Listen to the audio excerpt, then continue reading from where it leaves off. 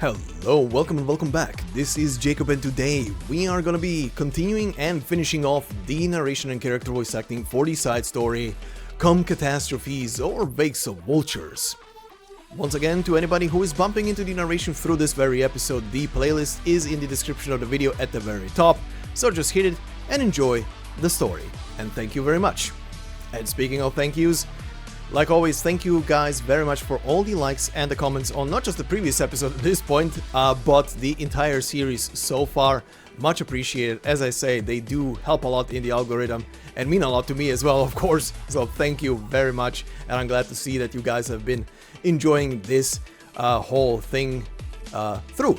And of course, considering this is the final episode, there will be the usual outro at the end where I just talk about the story and characters. So I encourage you guys to also leave your comments and thoughts and opinions about characters, decisions, and so on and so forth. I always enjoy reading those on the final episodes as to how you guys have also found this whole thing. But we're gonna do the quick recap right now, so for those of you who wanna skip, as always, timestamps are down below in the pinned comment. Just hit them and you will be straight at the part, and you will, if you look at them already, you will see how many little things are part of today's final. Oh boy. Anyway, let us begin with on the previous episode.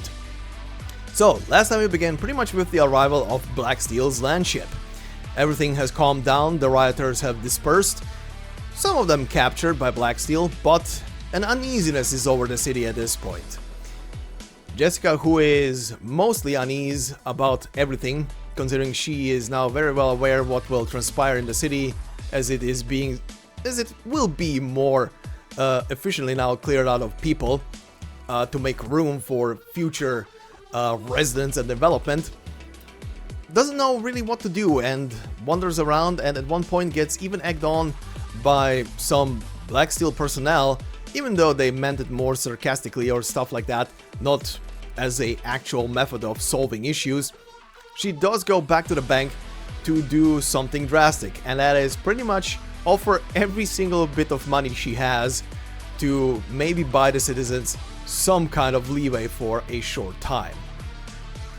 But arriving in the bank, she does learn very quickly that even despite all of the money that she has at her own disposal, it will maybe give the citizens about a month time, considering how much debt there is. She even uses something that she never thought she would use as a sort of bargaining chip with the bank, or rather to get the bank to understand that she does have money at her disposal, and that is to drop not just her family name, but her father's name, which does, upon doing so, quite shock her, as she never thought, or rather never wanted, to do something like that, to use her family name for anything, as she wants to achieve stuff herself. But upon realization of the fact that she is powerless in the wake of things, she walks away and returns to Helena. In the meanwhile, Woodrow went to seek his old friend Cliff, the founder of Blacksteel. The two of them meet, and we also get to see a scene that plays pretty much in parallel to current events, aka the meeting in current time. We see also a meeting that transpired about 80 plus or minus years ago, after the Civil War ended, and Woodrow was saved from the POW camp. A pretty interesting scene, so to say. More on that later. But the two of them are pretty much also at an impasse and are pretty much just keeping each other informed of the fact that if one doesn't step down, stuff will happen. However, Jessica returns later to her own squad, and her captain, Liskarm, informs her that they have been given a new mission. The mission is something very sarcastic, would that be a good word? Towards, or insulting rather, towards Jessica, because they have been given the task of being security personnel for the very same bank of the city. They obviously go into position around the bank, securing the exits just in case people start gathering around the bank, and people do start in the early morning hours to gather in front of the bank. All of its citizens are pretty much there that are still left on the plate, and they also include Helena. They voice their displeasure and what the bank did to the city over the years, how it bled the city dry and its citizens, and they also start singing. Jessica, who is pretty much in panic and trying to call Cliff, who is currently indisposed, but still tries to call him to inform him of the situation, doesn't get through, so she decides to run to the land ship to deliver the message personally. In the meanwhile, the squad led by Liskarm and Franka are left behind and are just observing what the citizens are doing. But they're not doing anything besides complaining and singing, and mostly singing. The bank manager, however, is displeased and wants the citizens removed, and even goes so low as to use the contract forged between the government and the Blacksteel landship, as she can, through the contract, execute commands and give commands to Blacksteel personnel. And she pretty much tells them to open fire on the singing citizens, which obviously Liskarm does not comply with, and orders her entire squad to just stand and wait. However, Jessica arrives at the landship, bursts into Cliff's office, who is currently in the talks with the bank president, but the president excuses himself for the time being so that Jessica can talk with Cliff. She tells him about the situation, about the fact that the bank manager has issued a direct command to open fire on unarmed citizens, and Cliff dismisses her, and this pretty much disappoints Jessica with his indifference about the whole situation. However, upon Jessica leaving, he does voice his very displeasure towards the bank president, as he is not happy that the manager went so far as to give orders to his men. Sometime later, the citizens who have signed the pioneering contract are being shipped off. The convoy has arrived at the city, and they're being picked up by it very quickly and moving on. One of the people who is leaving with that very same convoy is none other than Miles as well. However, Leon did not go to say goodbye to his old friend, as he is back at the diner drinking himself silly. But he gets a visitor in the form of Sylvia, who is also looking not just for him, but also for Woodrow and Helena, and will patiently wait there with Leon until the two are back. Leon does also notice one thing, and that is the fact that Sylvia is carrying the ring that was once in his older son's possession, putting two and two together essentially. The others arrive later, Helena and Woodrow, and Sylvia proposes something to them.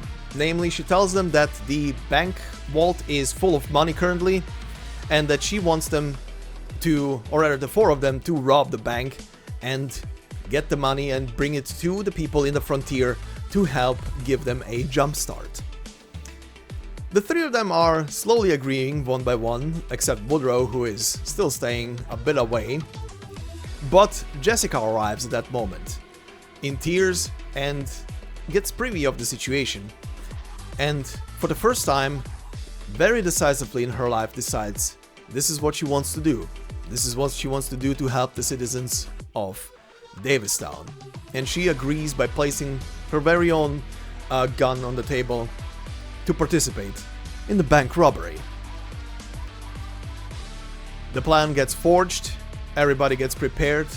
Jessica asks her squad, or rather her captain Liskarm, to give her leave for an indefinite amount of time, which Liskarm cannot do, which then she just asks to pretty much get dismissed from Blacksteel itself, which does get heavy-heartedly accepted by Liskarm.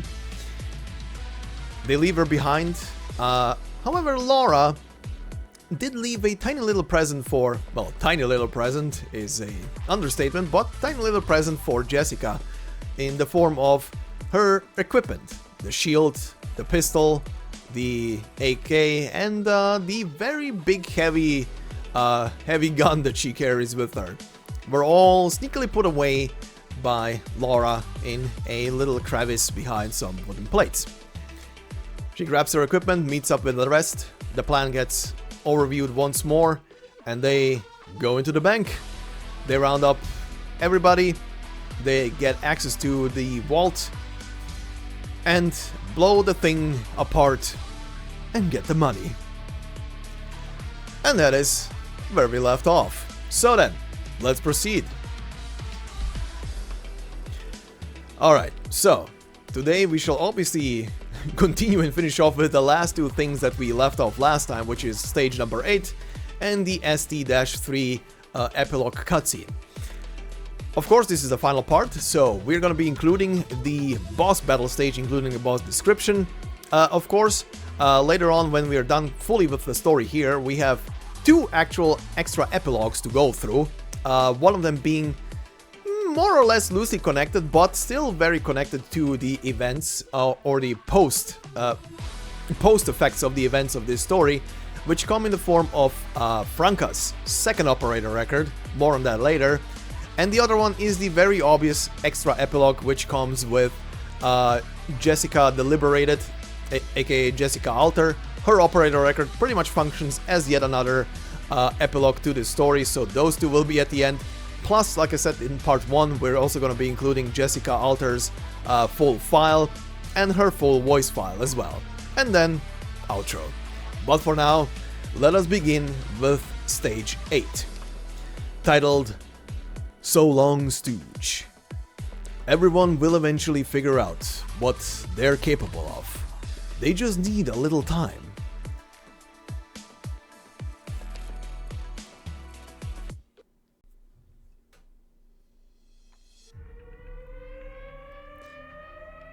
Hold on for 10 more minutes. Blacksteel's convoy will be here soon.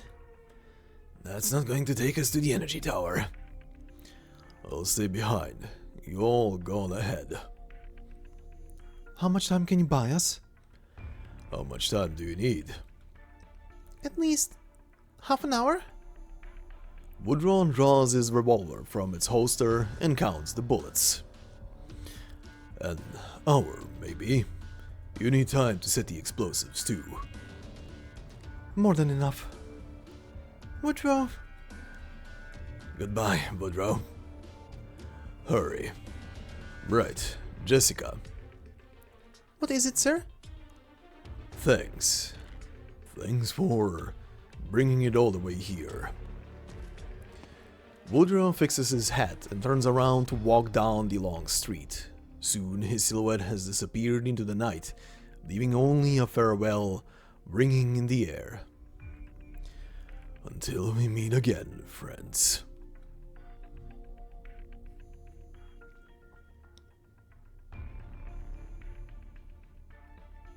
Sir, we've finished testing the propulsion equipment. The engineering team is double-checking the connection's structural integrity now.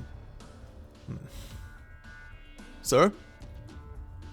What's the ETA for departure? Everything should be ready by Wednesday. Good. Very good. Pardon me, but I have something to report. I'll take my leave then. Alright. What is it?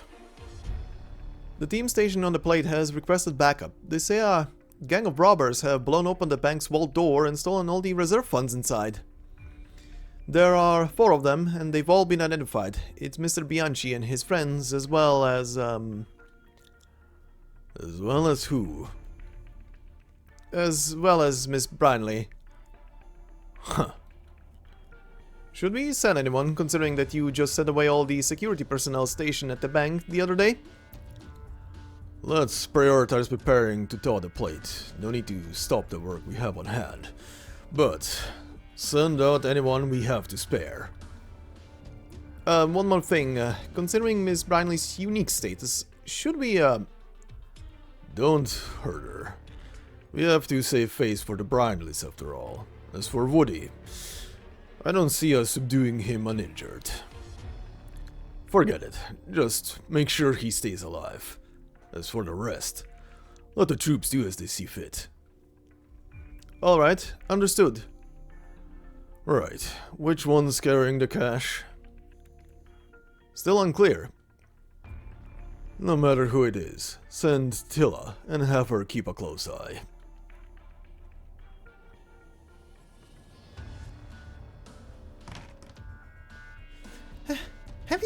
Have you heard the news? Jessica, we have to do something. The order from above is that, aside from Jessica and Woodrow, the teams can deal with everyone as they see fit. That's all it says. Franka, tell everyone to prepare to deploy. We got the order to hunt them down too. And you're going to follow it? We can help them, or we could take them in. But either way, it's a race against time. We need to find them before anyone else does.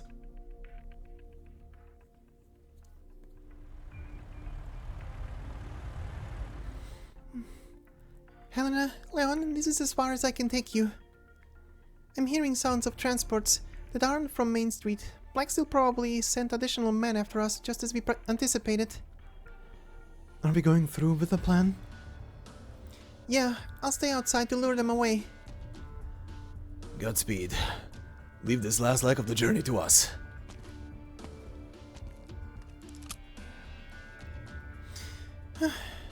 Okay, Jessica. Now we can only trust yourself.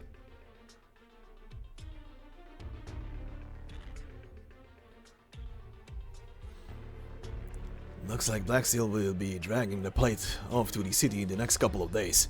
They have only a few guys guarding the door, but they have everyone else working on the connection. Perfect. Won't be too hard to deal with them. How are those soldiers doing? Sleeping like babies. Might wake up with a sore neck though. We need to hurry.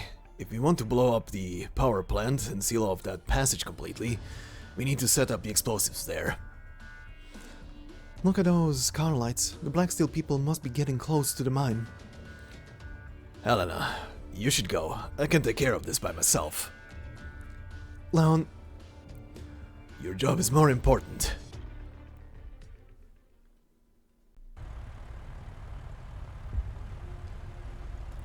we still haven't broken through their defenses? Not a single car can get close to the Central Avenue. How many robbers are there out on the street? Just one. A Sancta. Is the backup here yet? Not yet. Let's stop the car here. Have everyone still with us bring their gear. We'll go around the road and break through from there.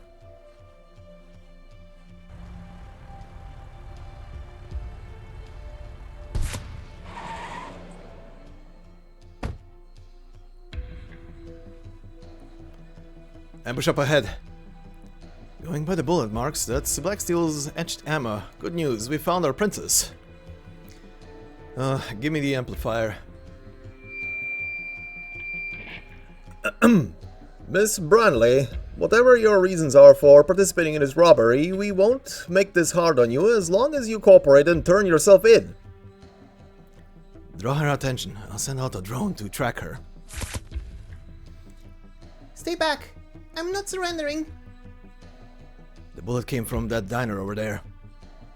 Let's get in position. We'll attack as soon as we're ready. Miss Brinley, you may not understand what's going to happen to you after this. You will be sent to prison, be abandoned by your friends and family, and society will also look at you with disdain. Can you really bear all that? Sir, with all due respect, I've worked with everyone at Blacksteel for a long time now. I'm not the naive rich girl I used to be.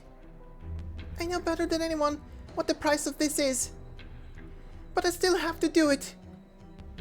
There are some things you just do, no matter the price.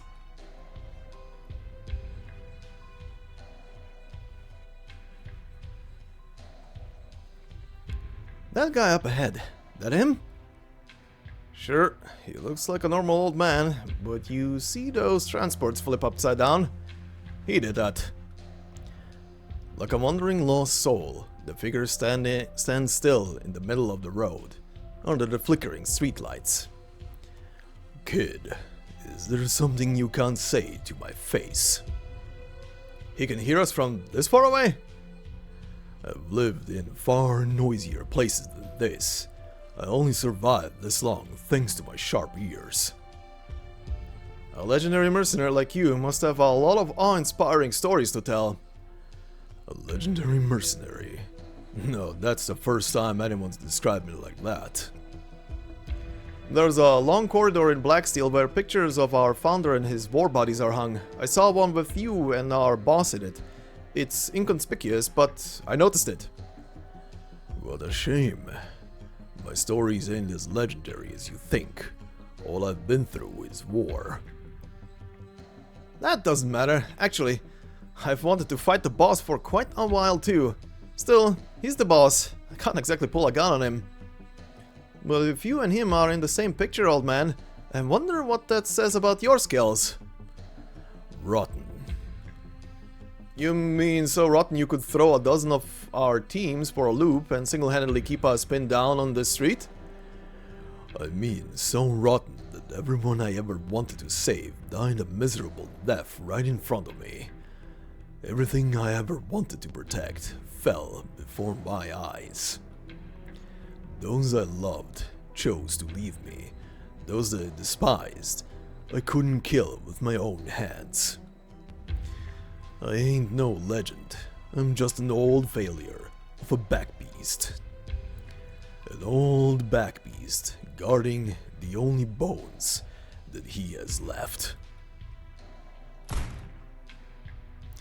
When he sees the old man's fingertip twitch, the mercenary keenly realizes that something terrible is about to go down.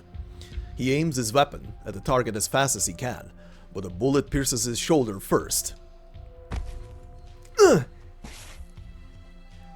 Damn it, I can't even see what he's doing.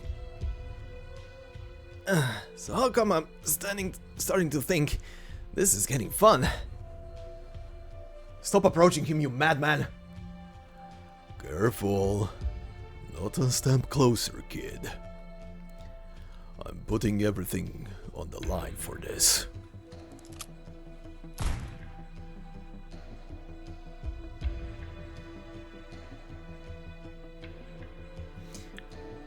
So you came in here anyway?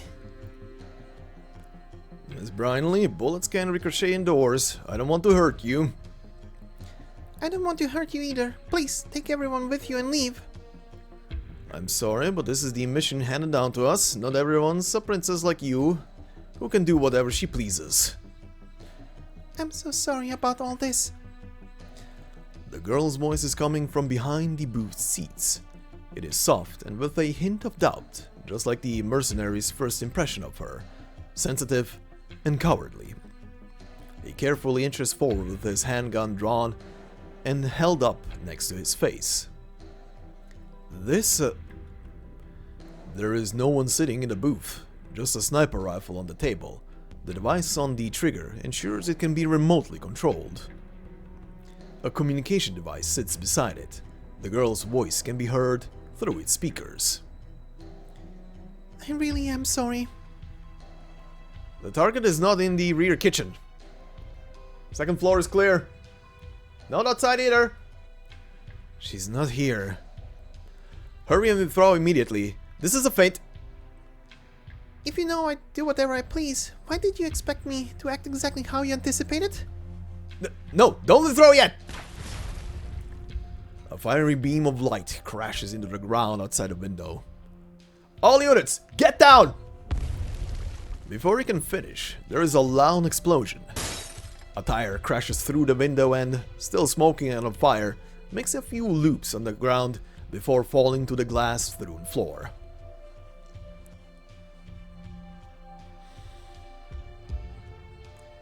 All blown up. Without any transports, it'll take some time for them to make it to the power plant. That's plenty. Were there more of them? Looks like I need to hurry.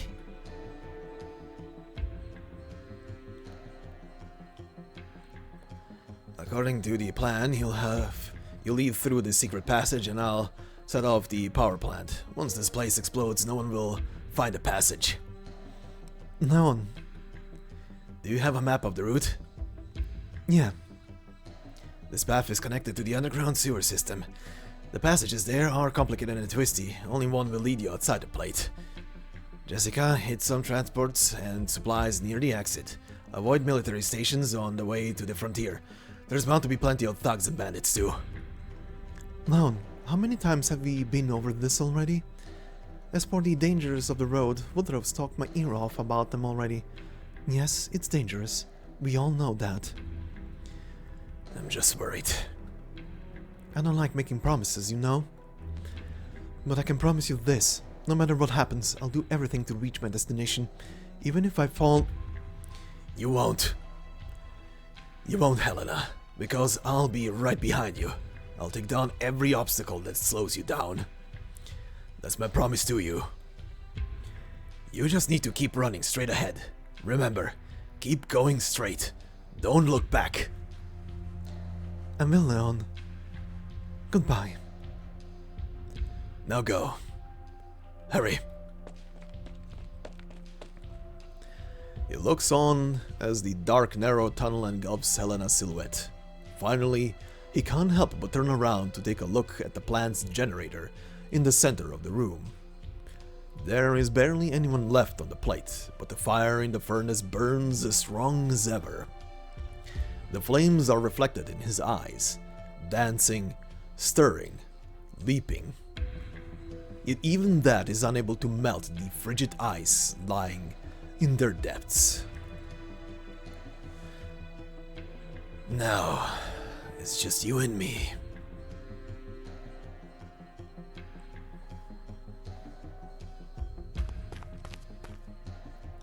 You're late. The old Sancta's gone. Where did he go? The mine. You're wounded. It's fine, he head back. I almost had him. Damn it. One suggestion, if you girls run into him, try attacking his left shoulder. What? I appreciate the advice. Now if you'll excuse us.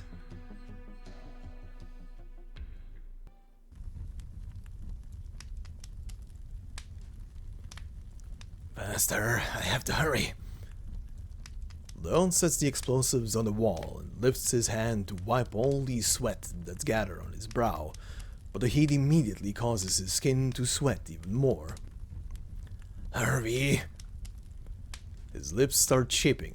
His saliva no longer serves to moisten his throat and mouth.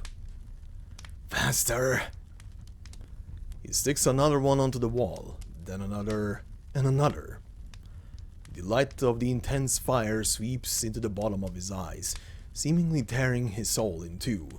One half supports his body's movements so that he can keep working, while the other half has left his body entirely and stands firm in front of the furnace, staring into the raging fire. As he attaches another stick of dynamite to the wall, he notices someone walking toward him from the light of the fire.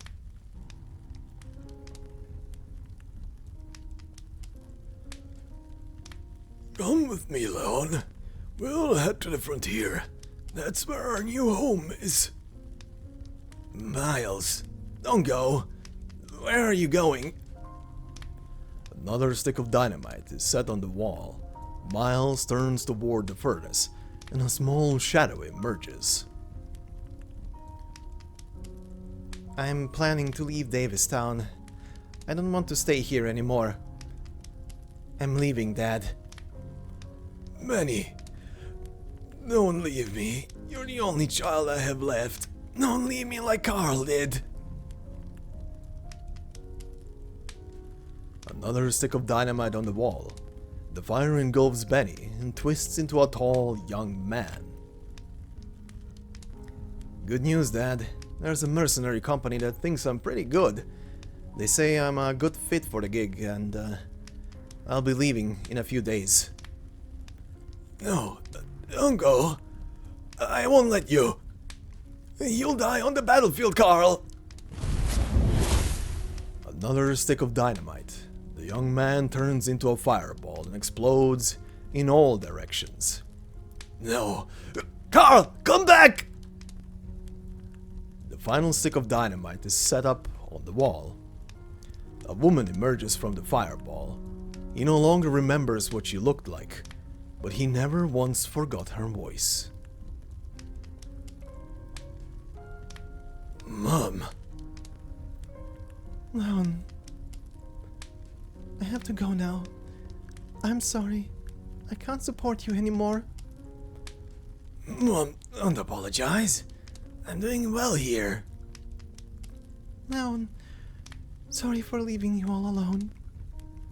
No, Mom. I have a family here. Everyone here is my family. Goodbye, Leon.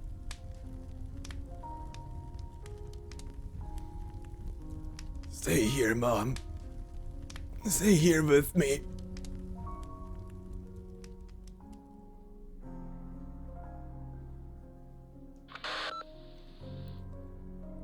Leon, how are things going on your end? The explosives are all in the place. Once they're set off, the plant will explode in no time, and after the energy tower comes crashing down, no one will ever find that passage again. When are you leaving? I've lured the nearby mercenaries away, so I'm on my way there to pick you up. No, don't come. Have you already left? No, it's just... I don't want to go. But... Jessica, tell this to Sylvia for me. No, I won't. If you have something to tell her yourself. She's a clever girl and still so young. A nice girl. If she finds a good man in the frontier, she should let herself fall in love again. I want her to be happy. God, why did I have to treat her like that? If I'd known Carl was going to... Carl? No, forget what I said. Tell her I'm glad she still remembers and loves Carl. But he's gone. He's not here anymore. The living deserve a choice. The living shouldn't be bogged down by the dead. You deserve a choice too. You need to live and leave this place. You'll get to start fresh in the future. Don't do anything stupid. I'm begging you. Think about Woodrow and Helena. They'll be heartbroken. And Benny, he just started school. He's got a bright future ahead of him. Don't you want to see what kind of man he'll become? Don't you want to see your son again? And Miles, he's still waiting for you. But she wants me to stay. Who? She spread her arms, spread her heart, showed me that pretty face. And from that moment on, I found my dreams in her embrace. Listen to me, Jessica. I can't leave this place. Because that woman left me here on a rainy spring day. It was the perfect day for a seedling to take root and sprout. My roots have grown too deep. No one can pluck me out anymore. Leon. It's gonna be a big bang. Cover your ears. Don't be afraid, and don't be sad. My life didn't begin the day I was born. It began the day I got here. In the same way, my death won't be on the day my life comes to an end. It'll be the day I leave this place. Leon, please. Don't worry, Jessica. I won't die. Because I'll be here forever. I'll live forever in her embrace. No!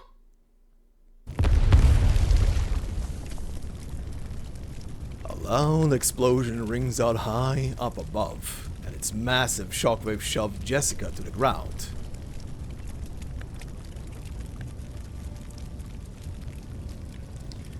tries her hardest to get up and move her legs, to run forward, but she finds herself unable to budge. Her body has never felt so heavy before. She lifts her head up to look into the distance. A thick cloud of smoke is gushing out of a giant fissure in the tower's body. The rubble mercilessly pummels the ground alongside a shower of sparks, turning the nearby buildings into wreckage beyond recognition. No. A frigid wind blows toward her from afar, turning everything before her into nothing but a hazy blur, and leaving the corners of her eyes feeling awfully cold. She reaches her fingers up toward the sky, as though she is trying to grasp something in the haze. She blinks and her vision starts to clear up. She sees a snowflake. It's snowing.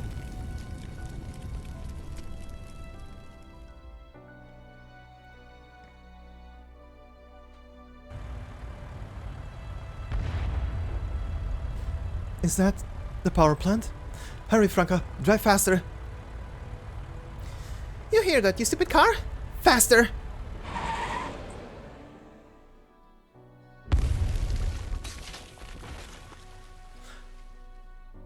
Did it work?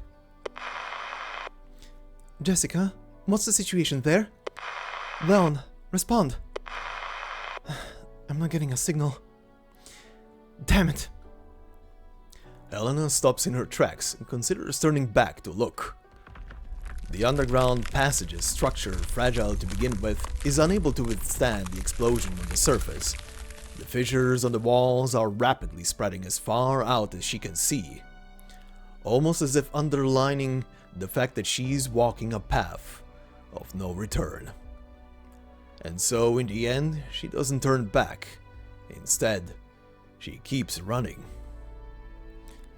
She simply throws herself into the hidden tunnel and towards the unknown up ahead.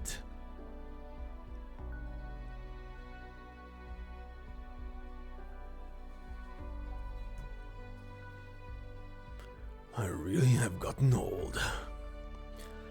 Couldn't even dodge a little explosion like that. That's toward the energy tower.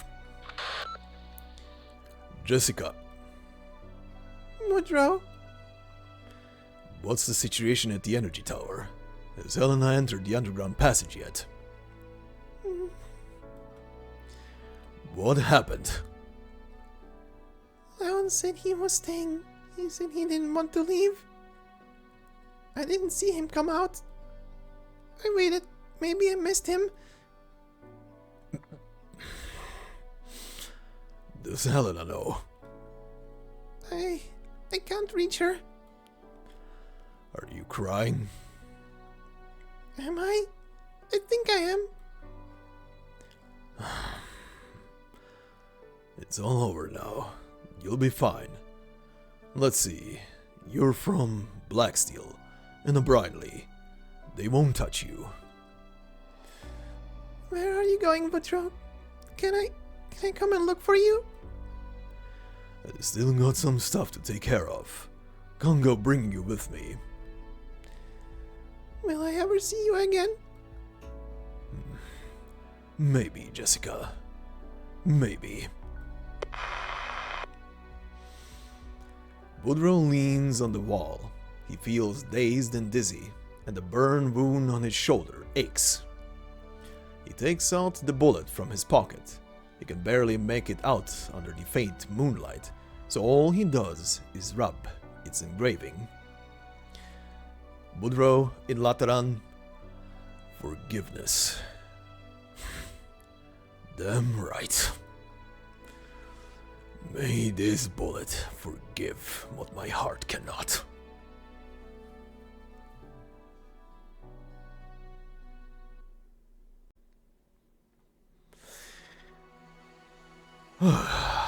Oh boy. Alright, not to linger too long on the moment, we have a battle stage to go through. So first and foremost, our enemy for the battle stage, even though he does not appear right before the end of the cutscene there as a obvious enemy, is Cliff. And it says here, legendary mercenary and founder of Blacksteel Worldwide. War once destroyed him, then forged him anew. So then, let us fight Cliff. And we will do so with the squad. Just a squad. I just wanted to put together the people who are part of the story, but obviously just doing it with these four, woof. Anyway, let us do this. I included some Sancta in there just for good measure, and Golden Glow, who is on vacation duty. Well, let's put it this way. Let's see if the same thing happens, cause I kind of had a giggle. But yeah. Anyway, I will let the stage play. I will not be talking over it. As usual, I will let it run on double speed until Clip appears, and then let it run on regular speed. So let's begin.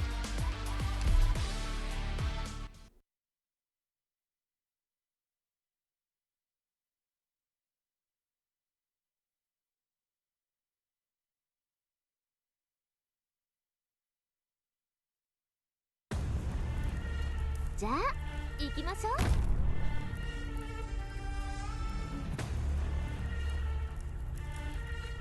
お前にかける情けはない。ちょっとからかってあげようっと。破滅は最もありがちな結果です。君たちの命は私を守る。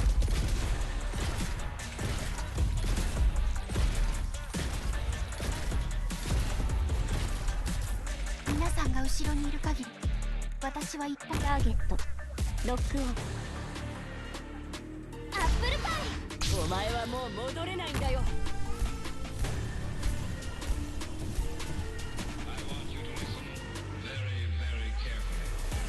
気をつけて。温度安定しています。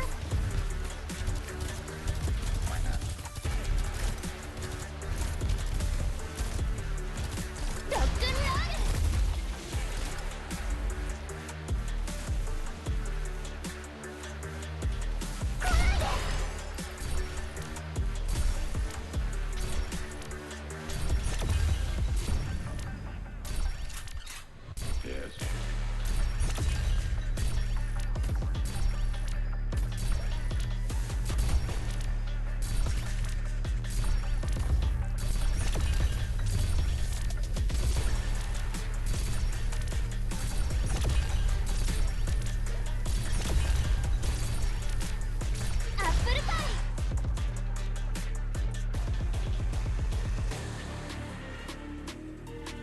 でもがいてろ。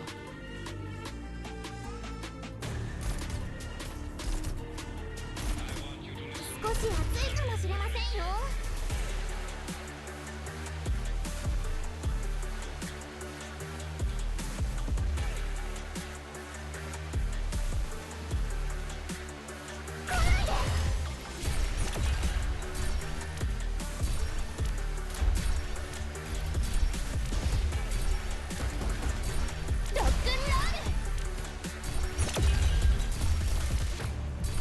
もうそれ以上近づかないで。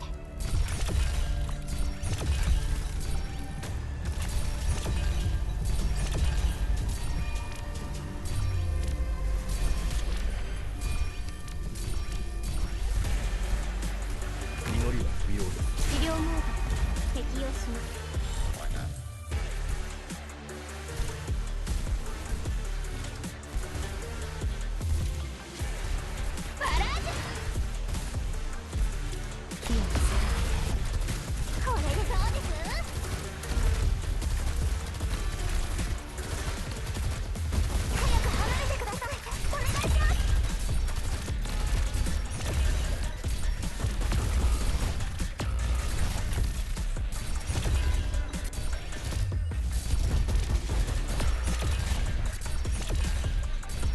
お前はもう戻れないんだよ。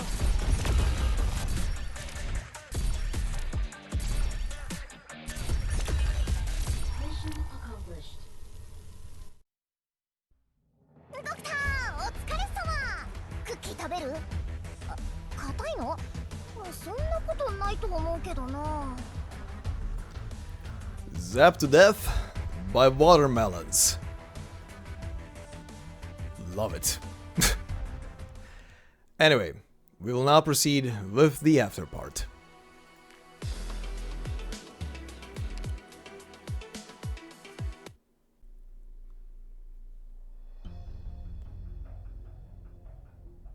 What's the situation? We've already tracked down Miss Brownlee, but the mercenaries are understandably not giving this their best. However, going by how long it's been, she should be almost out of ammunition. Any news on Tilla's end? Helena and the miner took the money into the energy tower and neither of them came out. So they disappeared without a trace, right in front of everyone. There must be another exit. Tell Tilla to keep looking. Yes, sir. What about Woody? Has he left yet? Mr. Bianchi hasn't left the plate. It seems he's effectively given up on their initial escape plan. After all, according to Tilla's report, he was planning to hide in the mountains with the miner once everything was over. Where did you go, Woody? He's heading toward us. Should we send someone to intercept him? Forget it. Let him come. If he insists on coming, no one can stop him.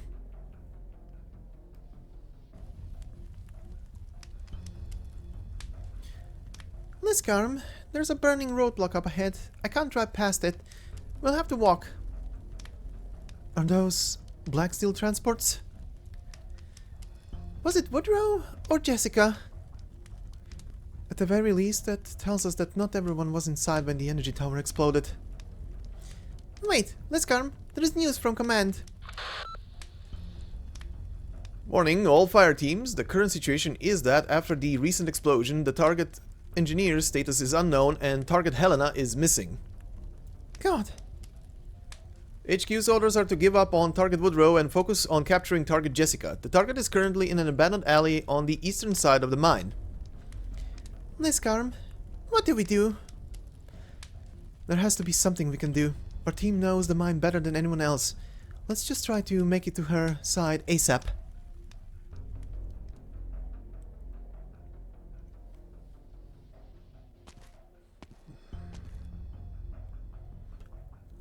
You got here much sooner than I expected, Woody. I realized building on the wave was empty. Wasn't much to do but come and find you. Are you blaming me for it? Anyone else more deserving? Sometimes a man bears sin not because of something he's done, but because of something he didn't. Then you should have shot that bullet of yours decades ago. But you chose to flee. Why? Because after a long silence, my godforsaken empathy finally realized that another Sancta had showed up by my side again. It was you. I was a mess, Woody. Empathizing with me must have felt terrible. What was I supposed to do? It's the nature of all Sancta. We share everything, always. And compared to what I read from your brain, what I had to go through at that POW camp might have been a walk in the park. What a cruel fate. You despise me so much, yet not even my pain can bring you joy.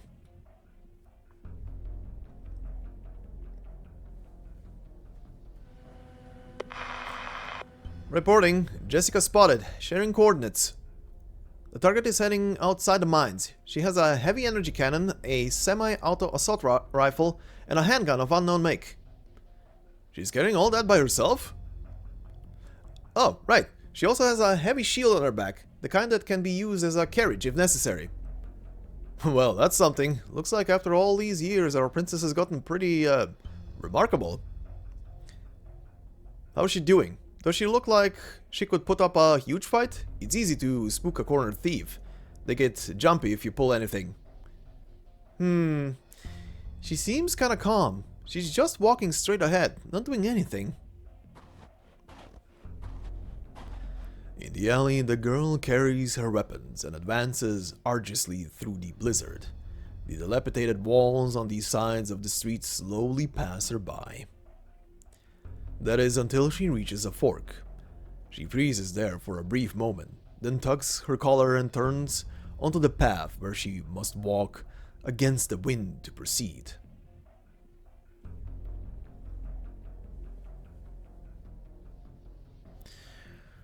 Time was frozen in the POW camp, but outside, the war kept raging. That's right. After you two were taken prisoner, I took even more men to even vaster battlefields. In January, we had to cross the river against heavy cannon fire.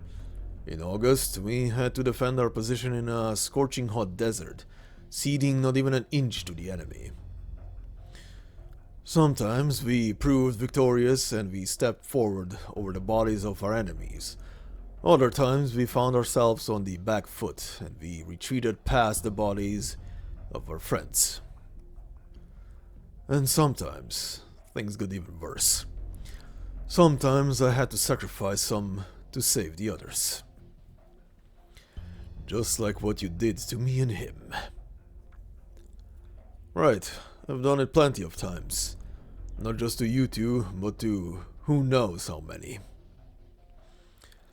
That's the dilemma war always puts in front of me. It may seem like a choice, but it's not. It's an inviolable rule. But you still made a call. I had no choice.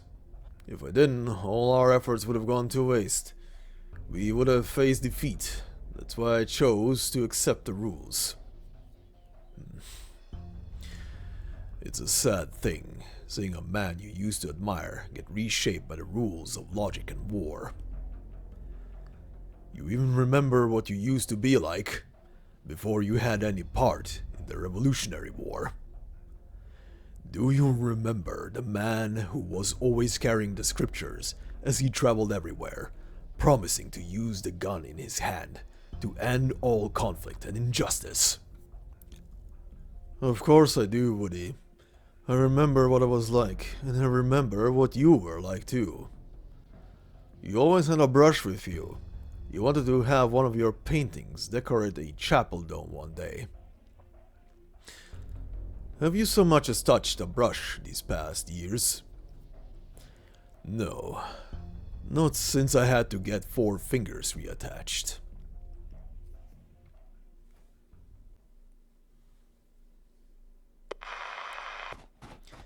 The target is turning left.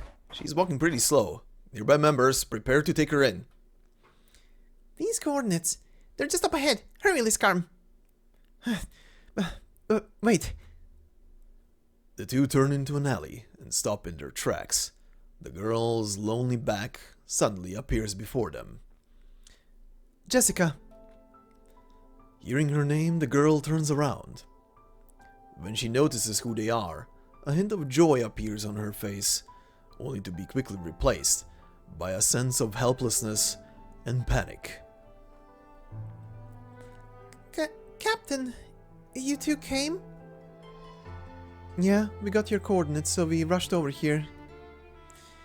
I'm sorry, Captain. I'm not sure there's any cleaning up this mess I made. I approved your application to withdraw from the team, so strictly speaking, I'm not your captain anymore. Alright, I guess that's true. You two must be here to capture me then.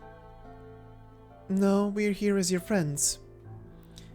I got a transmission on our way here, supposedly during the explosion on, well, I'm not sure if you knew, but regardless, I thought you'd probably want someone at your side.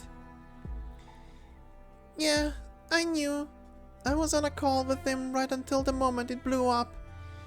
Thanks. Thanks for coming. It's just... Are you okay, Jessica? I'm not okay. I'm awful. Do you want us to come over and give you a hug? No, don't. If you have anything to say, you can say it from there. I can hear you clearly from this distance. Jessica. Stay there, don't move, Franka!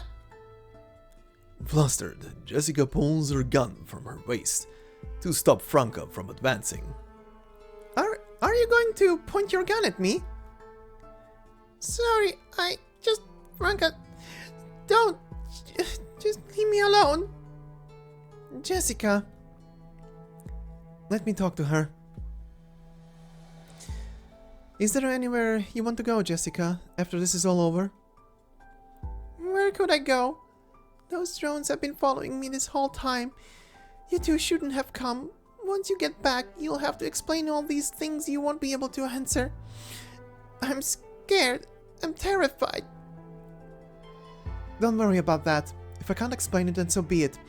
As long as we are all together, there is nothing to worry about. Don't be afraid. But I am. I'm so afraid. What are you afraid of? That the pristine pool of water could be too warm, too wonderful. I'm not sure I'm following you there.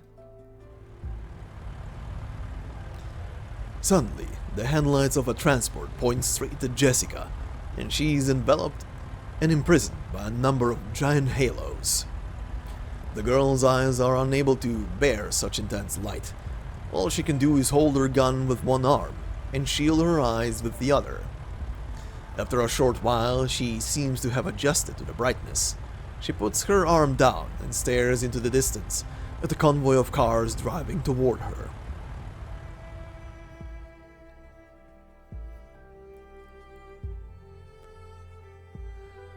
How's life treated you all these years? In my decades on the frontier, I kept my distance from crowds and wandered around alone a herd of burden beasts. Why didn't you go back to the holy city? Didn't want to. What about you? Why didn't you go back? I'm a mercenary. Laterano has no place for me. So why didn't you want to go back? Huh. Ain't nothing so unpleasant it can't be forgotten in Laterano. But most of the POWs died in that camp. Hardly anyone still remembers. But someone's gotta. Yet here you are, living a kind of peaceful life you say you reject. Day after day, year after year. But I ain't never forgot. I still remember them to this day.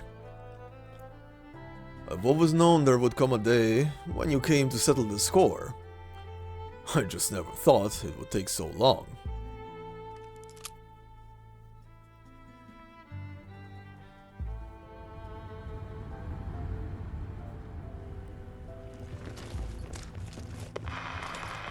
We've surrounded the target. Repeat, we've surrounded the target. Drop your weapon, Miss Brinley. Weapons. This is the end of the road. Look around you. There's nowhere to run. This charade is over. The snowstorm is only going to get stronger. Damn it. I was supposed to get off work early today and catch up on my beauty sleep. I do want to apologize to everybody again, but after everything I've said today, it would probably come across as disingenuous. Don't worry, you'll be fine. The company's making a huge ruckus out of this, but everybody knows here that nothing's going to happen to you.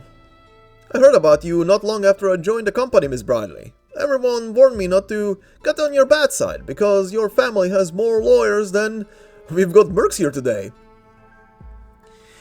Probably even more than you're thinking. See? You even realize it yourself. Worst case, you'll get maybe a year or two in jail time. Then you'll be released and get to live the kind of life you want to again. Could you put down the amplifier? It's unnecessary at this distance. What? After I brought it all this way? I'm begging you, shut up. Sure, if you've got a better idea for how to persuade her. It's fine, Liskarm. You don't need to defend me. I know how everyone sees me. Right? It seems like ever since I was a kid, I've never thought about the consequences before I did anything. Because no matter what, my family would take care of the mess. That's probably why I came off as selfish. But that's not how it's supposed to go. There's always a price. And when you make a hasty, rash decision, you have to bear the consequences. Jessica, you said you thought this all through when you asked me to leave the team. No, I'm not talking about tonight. I'm talking about when I arrived at Fort Barron 7 years ago. When I first walked through those huge doors. At first I only wanted to be a tester at the Equipment and Applied Technology department. I never imagined that one day I'd be standing on a real battlefield, pointing my weapon at a real person. Right, that's where the root of the problem lies. We often pick up our weapons without considering the price that needs to be paid. Like this little handgun, for example. I can hold it up with just 2 hands. I can pull the trigger with just 1 finger. I learned how to use it in less than a month. What's even more scary is that I'd need only a second to take somebody's life with it. But it would take me a lifetime to forget that 1 second. See? That's how foolish I was. Before I picked it up, I never even considered who I would point it at in the future. But I'd already fired my first shot. Not fully thinking this through would be unforgivable. Have you thought it through then? Because you've been holding your gun up this whole time. Hell, you haven't lowered it for even a second.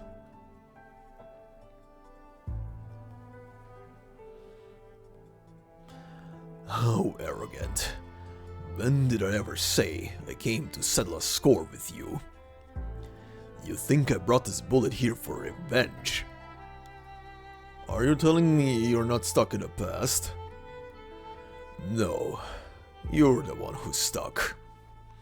You lived to your 90s as a merc. Can you really adjust to any kind of life outside the battlefield? Woody, the reason I'm still unwilling to leave the battlefield is because war never ends.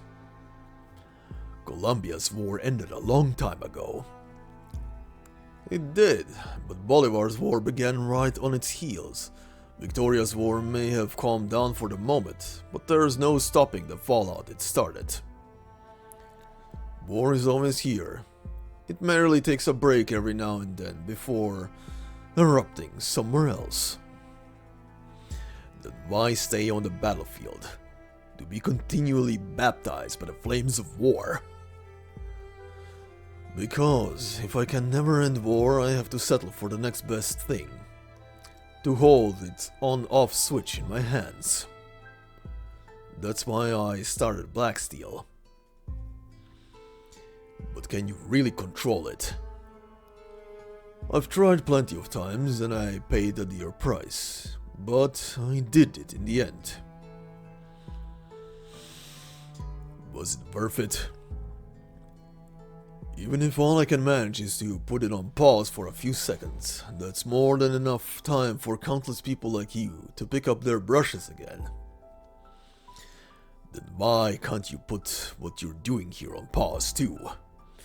I'm sure a few seconds to breathe would be plenty for folks like me, gasping for air. Sure beats getting pathetically run off to the frontier. Because Davistown is not a battlefield.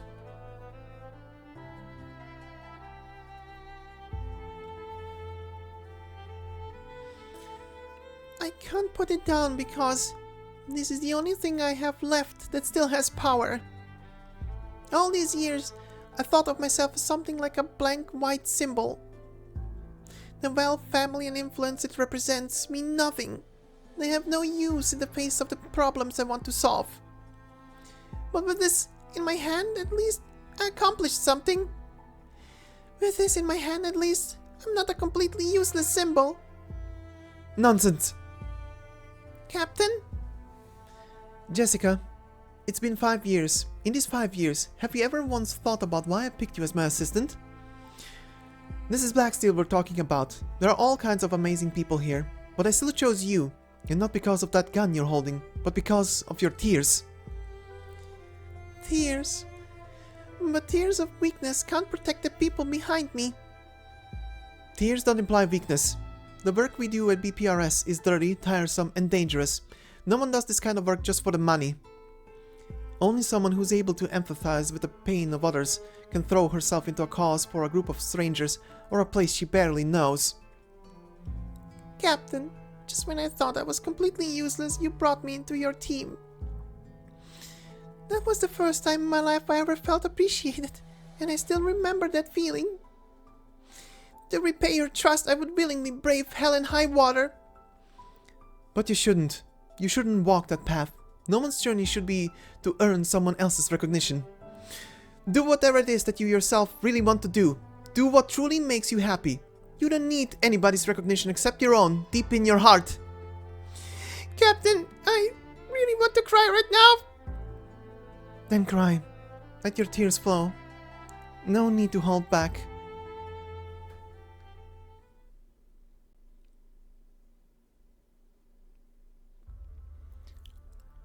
Woody, your halo is flashing. You're goddamn right it is. I want to kill you. You keep saying that war never ends, that all we can do is control it. But you're wrong. War can be ended, just not by you. War is ended by countless ordinary folks who've been encroached on by it. But like weeds, try their hardest to survive. Everywhere that's ever burned down in the flames of war has always been fixed up by untold numbers of normal folks trying their best to get back the lives they used to live, even in the most dire of circumstances. You should have died on the battlefield. Would have been a much better fate than becoming the war-obsessed madman you are now. At first I just wanted to return the bullet to you, but now I really want to kill you!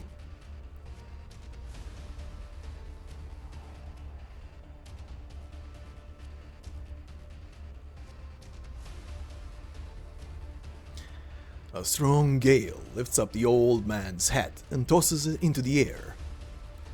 But he neither looks up nor moves to grab it.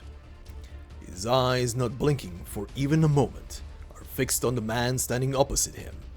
All his muscles, from his cheek to his neck, are as tense as can be.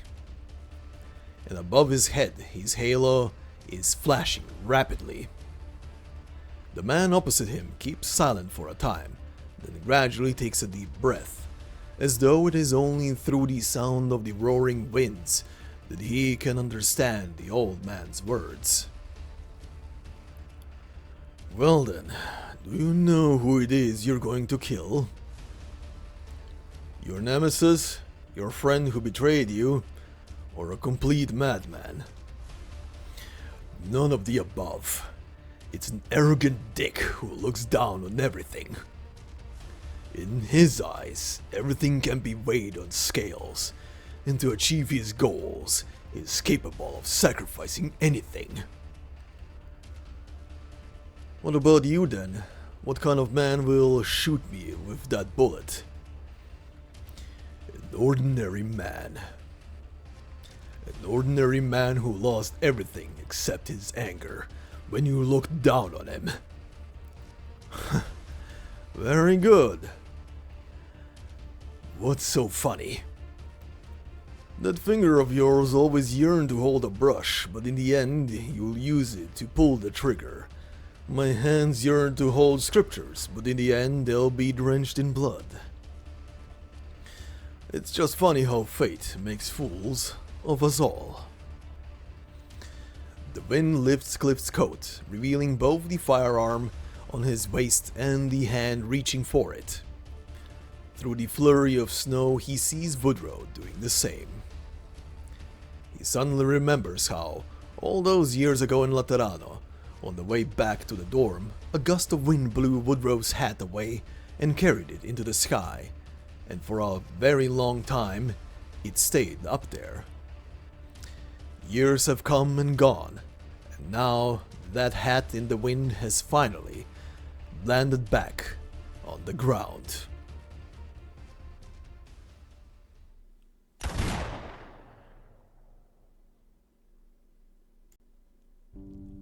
You can see my tears. But what about them? Them? Who? Jessica doesn't give him an answer. She merely looks back at the desolate mine. After the explosion, it looks all the more devastated. Sir, do you know what it used to look like? I don't. Well, I do. I know there was a time when the energy tower burned endlessly to bring warmth to the residents here. I know there was a time when the diner never closed.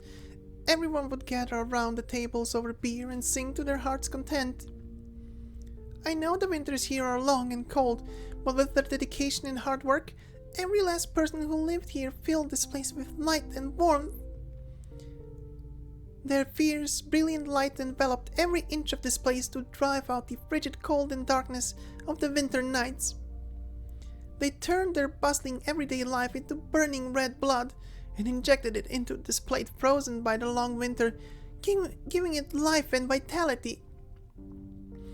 They were people whose path was uncertain, but insisted on walking it nonetheless. They were people who were cruelly tormented by life here, their necks bent under its weight. Even then, they lived here amid the snowstorm. They were people who shed tears, but no one ever noticed. My tears can't stand in for their sadness.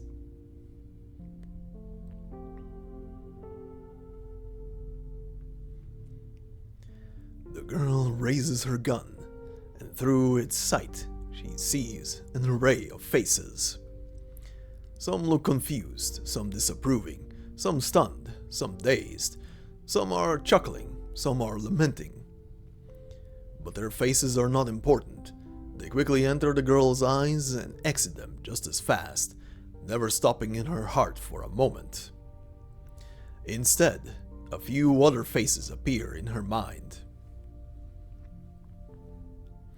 The girl who prayed in the tent. The woman who scampered away in the snowfield. The old man who drew his gun in the dark night. The man who departed in flames.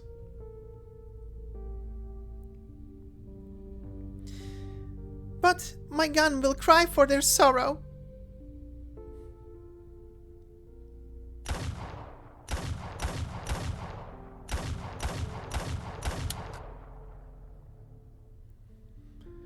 She raises her arm up high toward the sky and fires all her bullets in one go. As the snow trashes through the air, the empty casings fall to the ground, melting the snowdrifts away with their lingering heat. The gunshots reverberate in the air for a long time before silence returns to her surroundings. The girl's ears catch a faint, feeble sound. It's the sound of her tears smashing into the earth.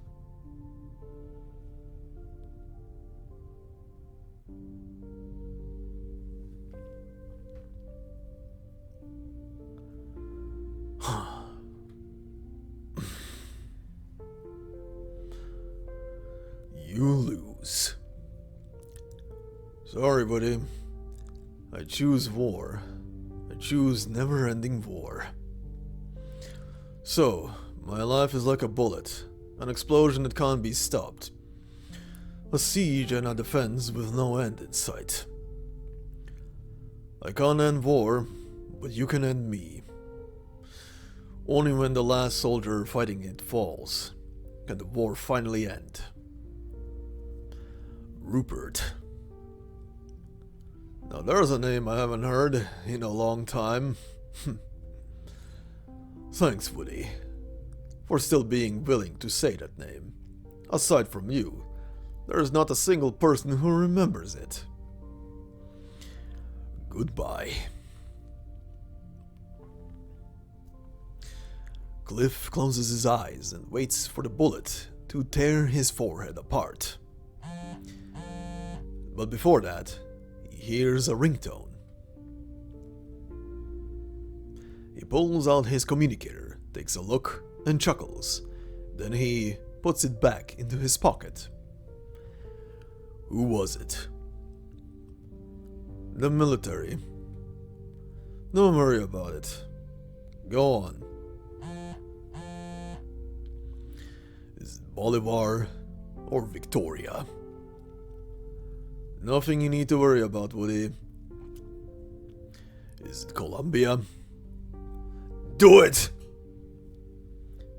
Another war is about to start, isn't it? Where will it affect this time? A forewarning, perhaps. It's not set in stone. Give it to me.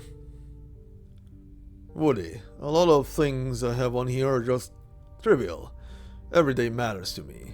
But to you, they'd be a whole new nightmare. Hand it over. If you insist, feast your eyes on them. Who'll take all this over once you're dead? Someone. They shouldn't. There shouldn't be nobody else like you. He throws the communicator to the ground and shoots it full of holes. I can't kill you. This sin is yours to bear. Woodrow sets his gun down on the floor and raises his hands. Behind him, attracted by the sound of gunfire, a crowd of mercenaries surges into the area with frantic footsteps and moves to surround him. In the sky, the last few snowflakes of the night are fluttering down.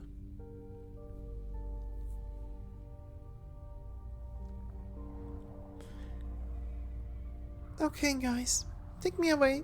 I'm ready.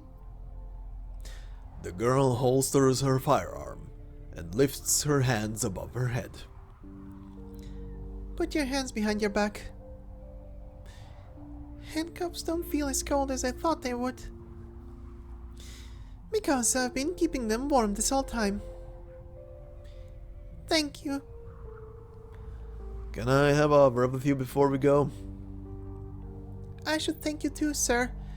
Thanks for listening to all that. It's fine. Before you, there was another guy who jabbered away just as much, if not more. I'm sure he'd be happy that you remembered what he said. Oh, you knew him too. He was a good kid. Hard to forget once you've met him. Goodbye, Jessica. The mercenary taps the girl's shoulder, raising a cloud of dust as the sun rises, and turns around to leave. As Jessica gazes at the floating dust under the sunlight, she suddenly realizes that the night has already passed. Likewise, the snowstorm had subsided at some point. She spread her arms, spread her heart, showed me that pretty face. And from that moment on, I found my dreams in her embrace.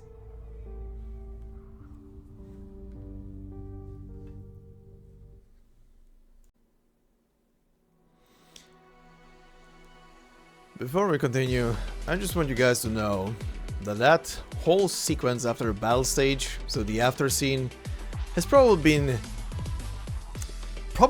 the most, or one of the at least most toughest goddamn scenes I had to record so far in his entire history of this channel. Oh boy, you do not want to know how many times certain segments out of that have been re-recorded. Anyway, let us proceed to our final cutscene of the story before we proceed into the bonus content.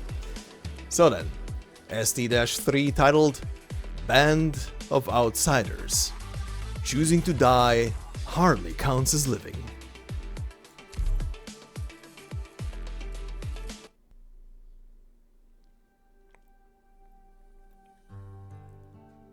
The war's over, Woody. You're free. You can go back to Laterano, to that small house your parents left you, and plant roses in the front porch.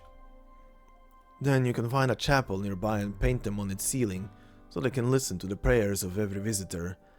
That way, the sounds will drift you into a peaceful night of slumber. I found your gun in the warehouse, but not his. Bring it back with you. What about you? Where are you headed? I'll stay here. In Columbia? But the war's over. Your war may be over, Woody, but mine has only just begun.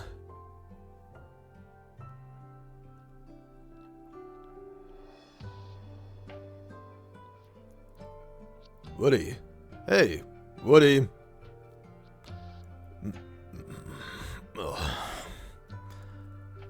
Are you alright? How long have I been out? 3 days. The kids got pretty tense when they saw me injured, so they went a little overboard. You banged your head on the staircase when they shoved you to the ground, and were out like a light. Where's Jessica? And the others? Don't worry, she's fine, and I've sent someone to escort Helena. My guess is she'll reach that casino unscathed in half a month. Then she'll launder all the money there before handing it to Sylvia, who's already waiting in the frontier. You aren't going to pursue them. I told you already. I only care about what's in the contract. The higher-ups asked me to tow the plate to the specific location and maintain order on the way. It doesn't say a thing about what happens of the plate, so I don't care either. I may be a cold-blooded monster, but even I don't like feeding on the flesh and blood of others. So, what are you gonna do with me? I have a mansion in southern Columbia. Got a great big greenhouse. Wonderful place. You could change your name and enjoy your golden years there. I'll make all the arrangements. You ever lived there? Never. Well, that's what the real estate agent said. Thanks for the offer. But if there's one thing I know, it's you never trust a real estate agent. If you ain't turning me over to the courts, then I'm leaving. To find your friends? To find my family. Your gun's on my desk. The last convoy to the frontier is in half a month. You could, You. Go ahead. Take the call.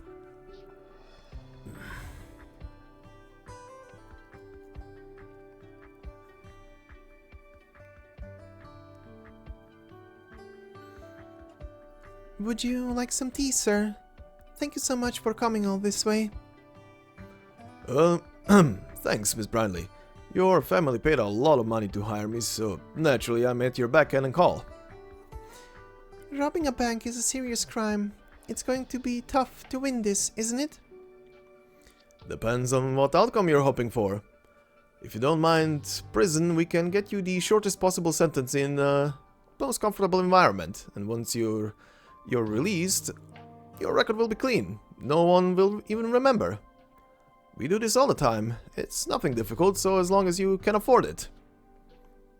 Okay, what else? Of course, not a lot of people enjoy the sights of a prison cell. We have an alternate plan for you. You could stay home under house arrest, or even go on a vacation at some villa with a great view. Under supervision, of course. Would that be difficult for you? Yes, but not especially so. If you don't want to spend a day in prison and would rather go back to a normal life right away, like nothing ever happened, that would be quite difficult, but not impossible. In Columbia, aren't most criminals sent to the frontier instead of prison? Don't worry, Miss Brindley. With us on the case, things won't get nearly that dire. No, I'm saying that's what I want. What? I should be out there. I broke the law, and that's the price I should pay. And you expect me to tell it to your father? Personally speaking, that's probably the most difficult thing you could ask of me. No, the most difficult thing would be to try and stop me. Because that's outright impossible. You're pretty determined, huh? You're right, I am. More than I've ever been.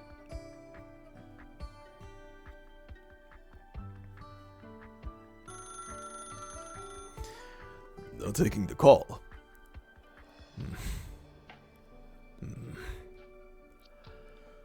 I've never told anyone, but I hate phone calls. Loathe them. I can tell. With that frown, you could hold a piece of paper between your eyebrows. Is it that obvious? Yeah.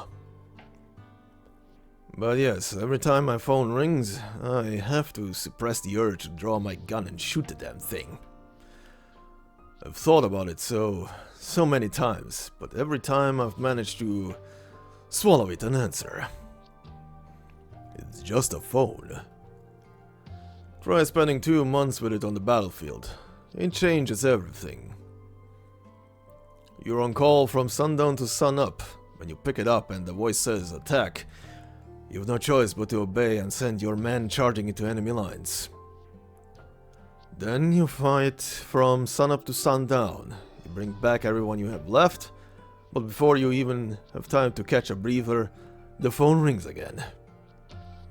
The voice says, hold the line, and you have to send everyone back to the front lines to keep fighting a never-ending battle. Let's part ways here, buddy. If I lost my right to give a eulogy to the funeral years ago, then I hope you'll at least hear out my last request. I'm listening. Don't die in someplace I've never even heard of. Fine. I have some parting words for you too. Yeah? If you can't go back to how things were, you can at least hang up and call back later. Don't let them force you to keep your eye on it.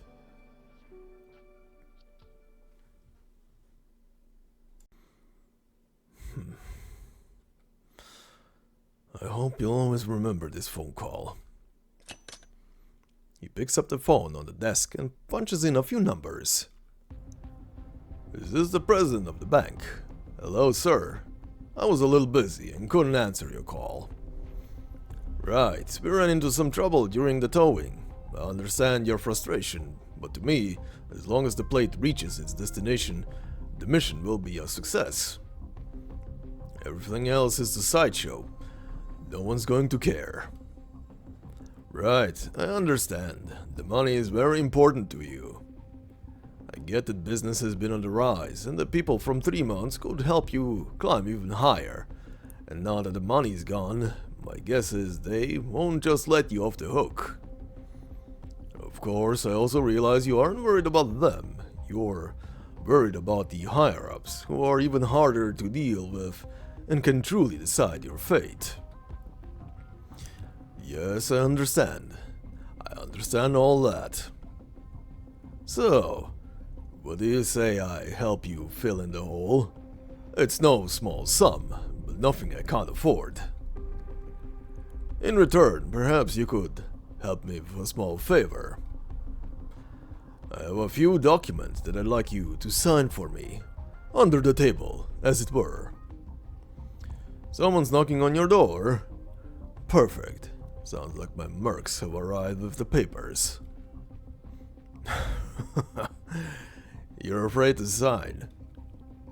But think of our partnership. This is a win-win.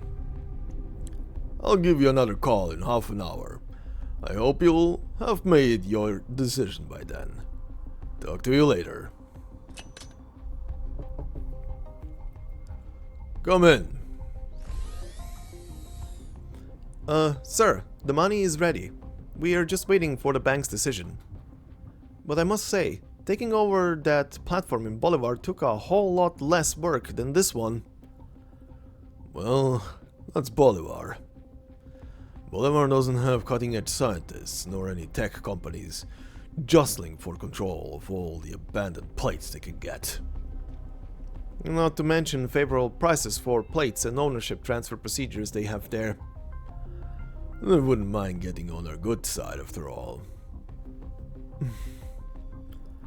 Alright, no more complaining about things not going to plan.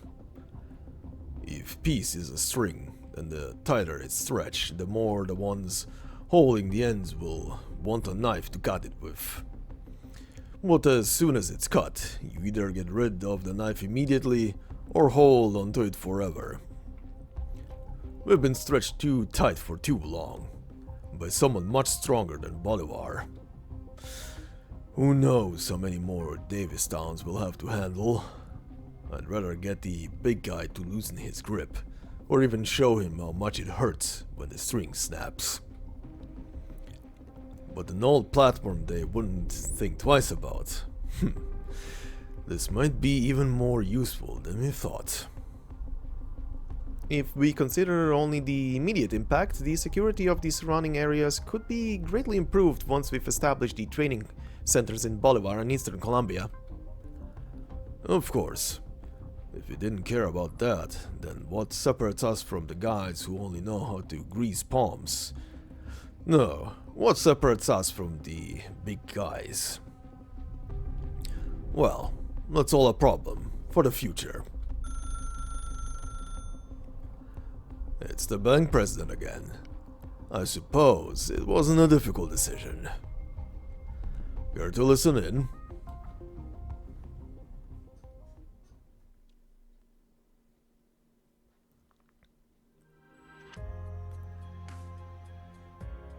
Why do we have to set sail now of all times? I wanted to see Jessica and Woodrow off. Stop whining and pack your clothes. You left them all over the floor. How come you two are so calm about this? Who knows if you'll ever see her again once she's out on the frontier? Mr. Cliff didn't approve her resignation, so even there she'll still be a member of Blacksteel. What? But she's going out there to serve her sentence. Yes, correct, with her identity as a Blacksteel employee, and the job. The job? Right, no matter where you go, you can never escape this job. Maybe we'll get a mission in the frontier one day, and we'll get to see her. Now hurry and pack your clothes. I can't believe that you were keeping this from me. I thought I'd never... Don't blame us. Blame engineering for keeping you so busy that we never got a chance to talk. What's this? Something wrong? Oh no, I just found a note in my pocket. Big whoop. Call me when you find a blank check. Half a month ago, Laura wore that coat while bidding her friend farewell with a hug. She slipped a note into her friend's pocket, but didn't notice her friend doing the same. Laura turns away from the other two and opens it up. There are a few numbers and a sloppily scribbled message. If you ever need funding, give this number a call.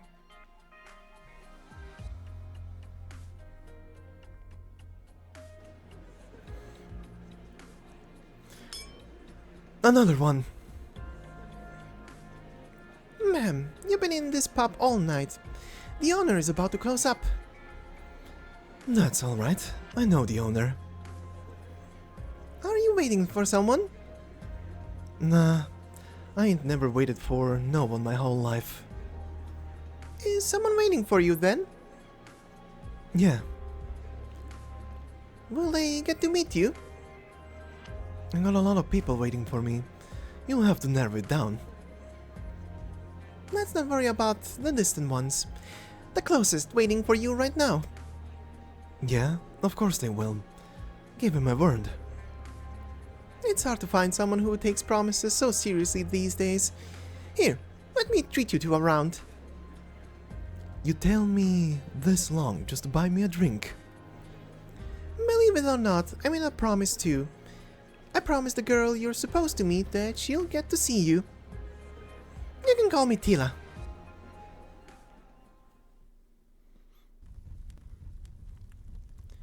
In a swamp of scorched earth, I see a spark light up and drift with the wind into the distance, before perishing into ashes. Or perhaps it lit up the night sky and brought forth the daylight.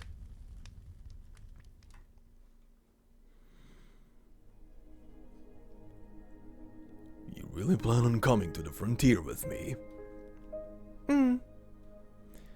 You know what it is you're throwing away?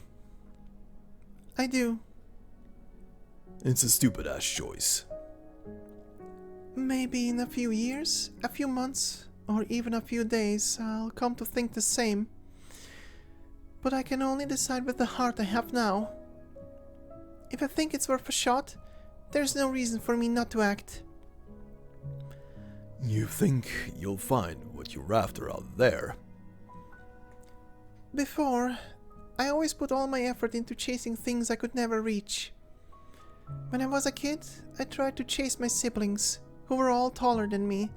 When I was a teenager and my grandfather died while I was out of the country, I rushed to attend the funeral I could never have made it to in time. And then, after I grew up, I chased disasters and conflicts I could never possibly stop. Again and again. I'm always chasing, but I never make it in time. But this is different. This time I'm not chasing anything. Because I'll be there from the very beginning. Then let's get going. Hope you're ready for a fresh start.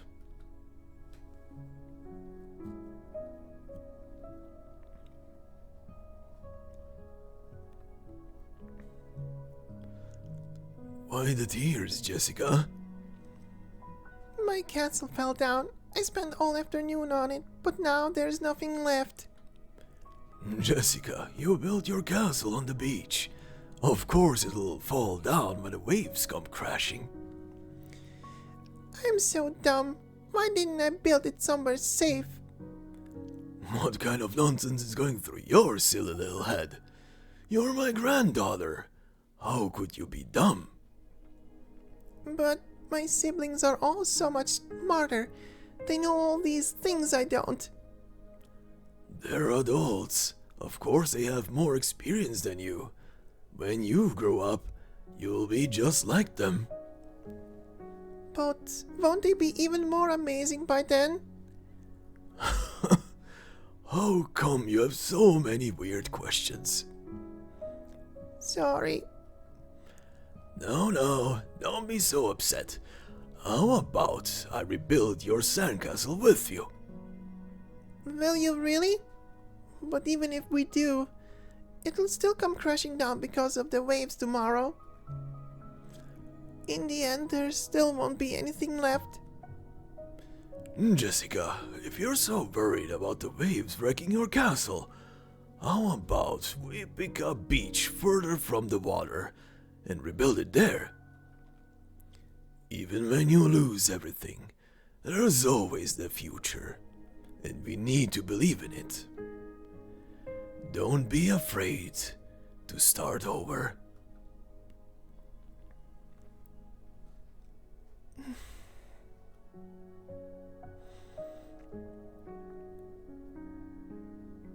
Yeah, let's start over.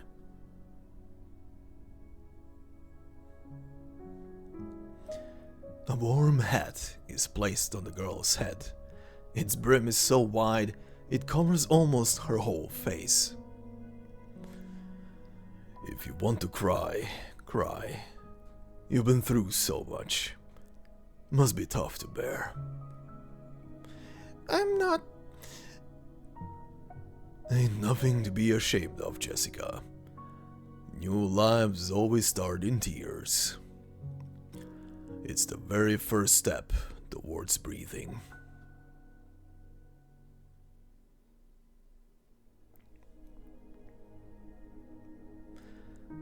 After a long silence, a sob can be heard from under the hat. The old man doesn't look down. Instead, he turns his gaze to the far end of the snowfield. The sky beyond the horizon is dyed red by the dawn clouds, and its bright light reflects off the crystal clear snow. The vermilion hue stings his eyes with a sharp pain, and his tears begin to well up.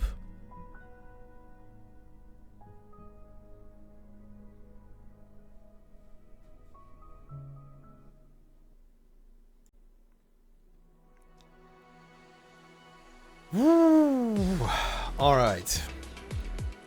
Oh boy, what do we even say there?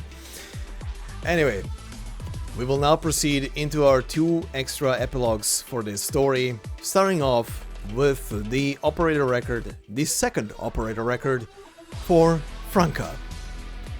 So, let's go. Alright, and here we are at our first of 2 operator records that we're going to be using in today's story as extra epilogues. Now, Franka does have 2 operator records, but we're not using both of them. We're just gonna use the second one. The second one, titled To a Standstill, has been added with this very same side story and will serve as our epilogue for not just Franka, but other Blacksteel operators. The first one, Symbols of the Past, is something that was added into the game quite a while ago, so for those of you who want to see that, I will provide a link in the description of the video for that old operator record, but for now, let us begin with To a Standstill. Target, her least favorite word.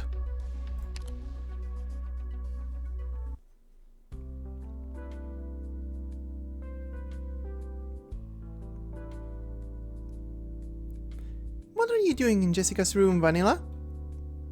Franka. Helping her clean up.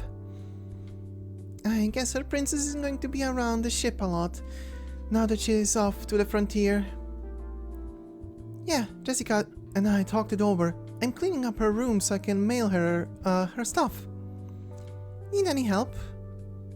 No, I borrowed a few gadgets from engineering. I can handle this on my own. Guess you're not that little girl who used to walk into automatic doors anymore. Franka. Do you think Jessica was wrong?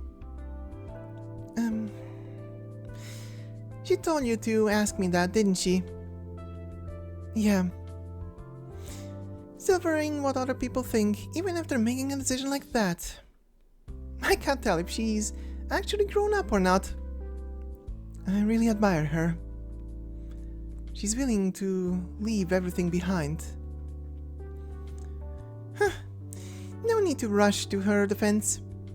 Jessica has her fair share of problems, but she knows what she's doing. I've known from the start that she's not the kind of person I need to be worrying about. I just didn't expect her to make a decision so soon. Soon? Yeah, she's barely 20. Practically a baby.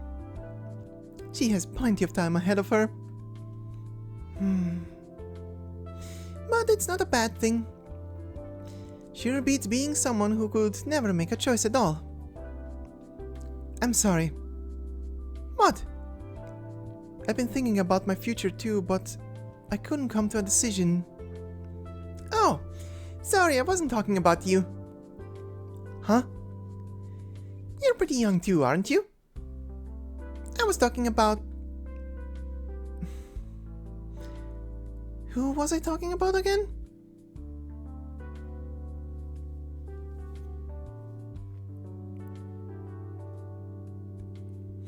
I'll go look for a messenger to make the delivery. Go ahead.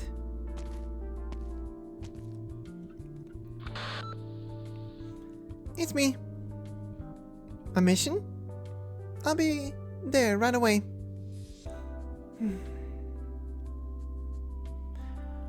Find something to pass the time between missions. Should be easy enough, she thinks. As she prepares to leave the room, she hears a voice that makes her stop in her tracks.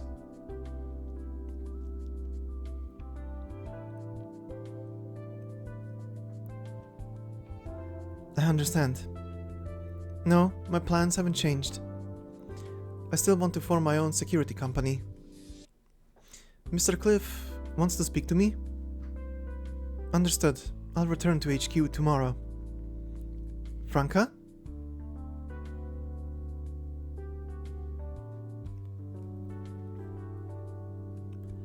Normally, she would go over to her partner and make a face at her. Maybe even play a practical joke or two, if she was in a good mood. But today...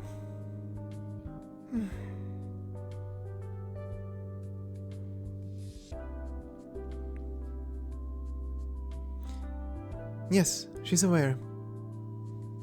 I know. I'll discuss it with her.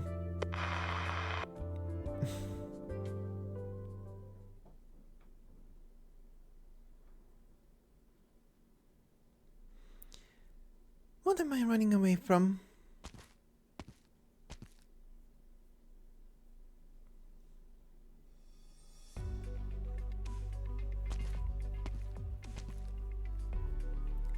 Franka? Good timing. I'm going back to HQ. Something happened? Like I told you before, I'm planning to talk to Mr. Cliff. So, you've made up your mind? Yes, seeing Jessica's courage made me feel like I should be brave too. It's a fine line between courage and recklessness. Sure you're ready to face the clip? I don't mind coming with you for moral support. No, I've got to get used to it. You don't have a deceptive bone in your body. You don't stand a chance against that sly old man. You're in a bad mood today, aren't you? And what does that have to do with anything? I've been around you long enough to pick up a thing or two about feeding people. Looks like the teacher's pet has grown up too. Franka. We need to talk when I get back. You serious? Am I ever not? I'll be gone for a month or so. See you.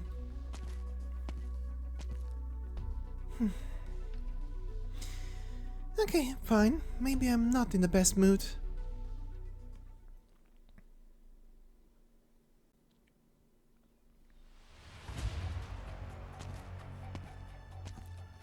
Report. The intel was good. The bandits have taken the workers hostage and are held up in the depot. They have equipment and numbers, but there are plenty of holes in their defenses. I'm sending you a map and the buildings and sentry positions. Received. Phew. What is it? I was worried that you and Liskarm would be wasted at a pharmaceutical company. But now I can see that what you do hasn't really changed. You could have taken it easy if you applied to logistics or HR, you know. No way. Field operators pays well. Better than at Blacksteel anyway. And I've always wanted to try my hand at this. Being on the front lines is no game. Which is why I applied to join a mission with you two leading the charge. Can't wait to study the veterans in action. There isn't much worth learning on the battlefield. It's not a place to spend your life. Doesn't matter, knowledge is money, no matter where it comes from. I want to make money while I can, so I'll have the freedom to do what I want. And what's that? Well, I haven't decided yet. But I will. Must be nice to be young. You're not that much older than me. Says the girl who's been my junior both Blacksteel and Rhode Island. What? Would you like a massage? A back rub? No thanks. I'm sending over the operation plan now. Wow, that was quick. And really detailed. I hope you've learned to respect your elders. I've always respected you, oh venerable one. Team A will pin the enemy from the front while Team B rescues the hostages. Do you have enough people to pin them down? Based on earlier intel, their leader is very cautious and may choose to flee if deployed too many. We don't want to have to chase them through the hills.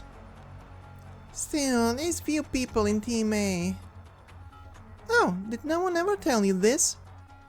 Keep an eye on Franka when Liskarm's away. Don't let her do anything reckless. Just to be clear... Yeah, I know. You didn't hear that from Liskarm herself. Our honor student would have said it to my face. But I guess we've been partners for too long. So long that even Rhode Island likes to stick us together. Isn't that a good thing? Why would you think that? Isn't it comforting to be with someone you can trust? You have a tendency to seek thrills in battle, leading you to take dangerous actions. While Liskarm is cautious and tries to stop you. You often argue, but are the perfect partners to complete any missions assigned to you. That's what they say about you two, back at Blacksteel anyway. Well, they're not wrong. The two of us have gotten used to it, is all. The Vulpo sighs.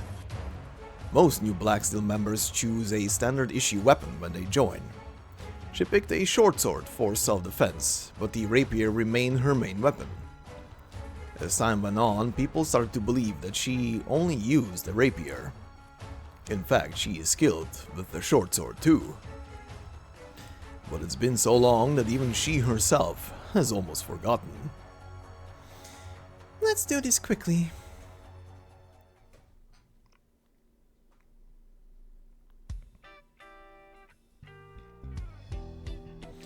Franka pinned the enemy down while the rest of us rescued the hostages. Then I turned around to see that they had surrounded her. What?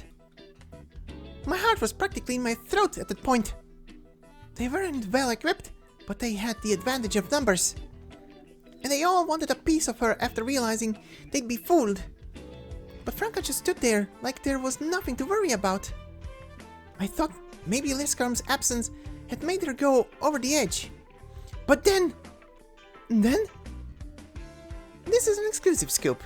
You didn't expect to hear it for free, did you?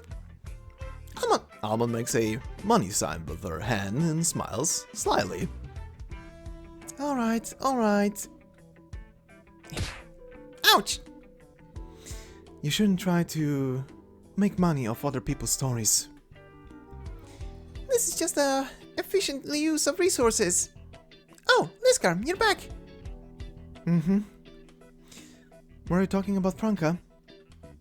Yep. I want to hear it too. Fine, fine. This one's on the house. Thanks. Man, I'm starting to feel guilty.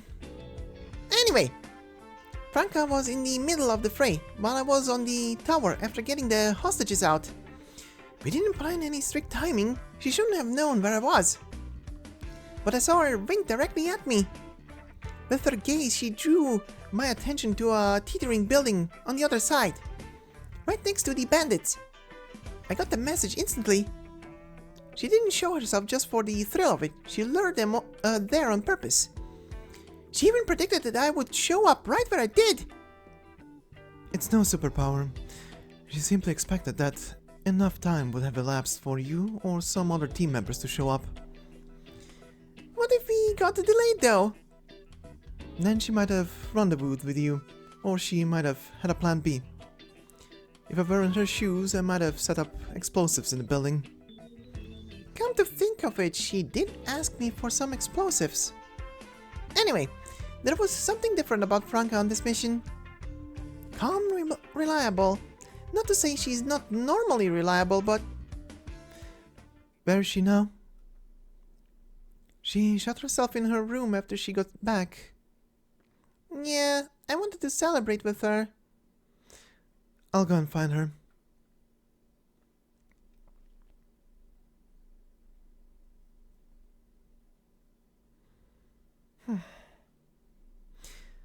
Almond is probably running her mouth off right about now. It's none of my business. Her mother's letter lies on the table. She regularly sends her mother money and answers every question she has. She loves her. But there are two questions that she always evades. How long do you plan on risking your life as a mercenary? When are you coming home? They are, in fact, the same question. She knows her mother is asking out of love, but these two questions mean more to her than anyone can imagine.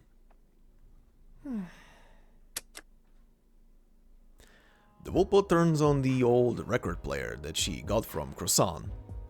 Then she sinks herself into the soft bed as though trying to fall into an abyss where no one knows her. She has never considered herself unprepared for the future. She believes she's enjoying every second of the present. But she felt a sense of loss when Jessica decided to go for the frontier, when Liskarm decided to form her own security company. It isn't about uncertainty. She knows exactly where she should be heading.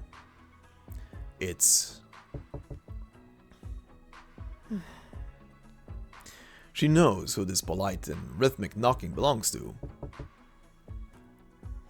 She knows I'm in here, and where I left the spare key. Underneath the flower pot by the door. Then she'll open it up without hesitation. Maybe I should change where I hide the key.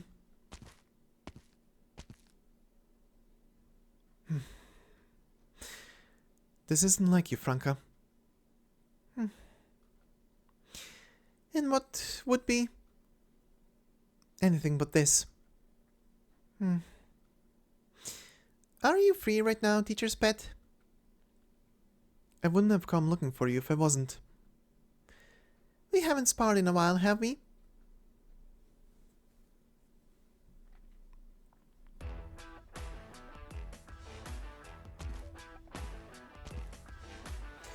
So, you just laid out all your ideals, as usual. I don't know any other way. Well, I guess it suits you better than trying to sweet-talk him. So, how did it go? Not great. Mr. Cliff is not fond of my choice. But he did say he wouldn't mind having a far-off partner. There's no such thing as a real partnership between security companies. Once you leave Blacksteel, you're no friend of them. I know. The two of them walk towards opposite ends of the training ground. You heard about it from Laura? Yes. I know why you want to spar all of a sudden. So we'll spar to your heart's content today. Aren't you getting a little carried away, teacher's pet? I mean, exactly what I said. Sword and shield meet with a loud clang. I also saw a few friends that I've kept in touch with since my trainee days. Many of them are willing to come with me. So you went back for our class reunion? Not exactly. We just had a few chats. They all asked about you. Me? You always call me honor student or teacher's pet, but you were the one who was always at the top of the class. Being an honor student isn't exactly a good thing for a warrior.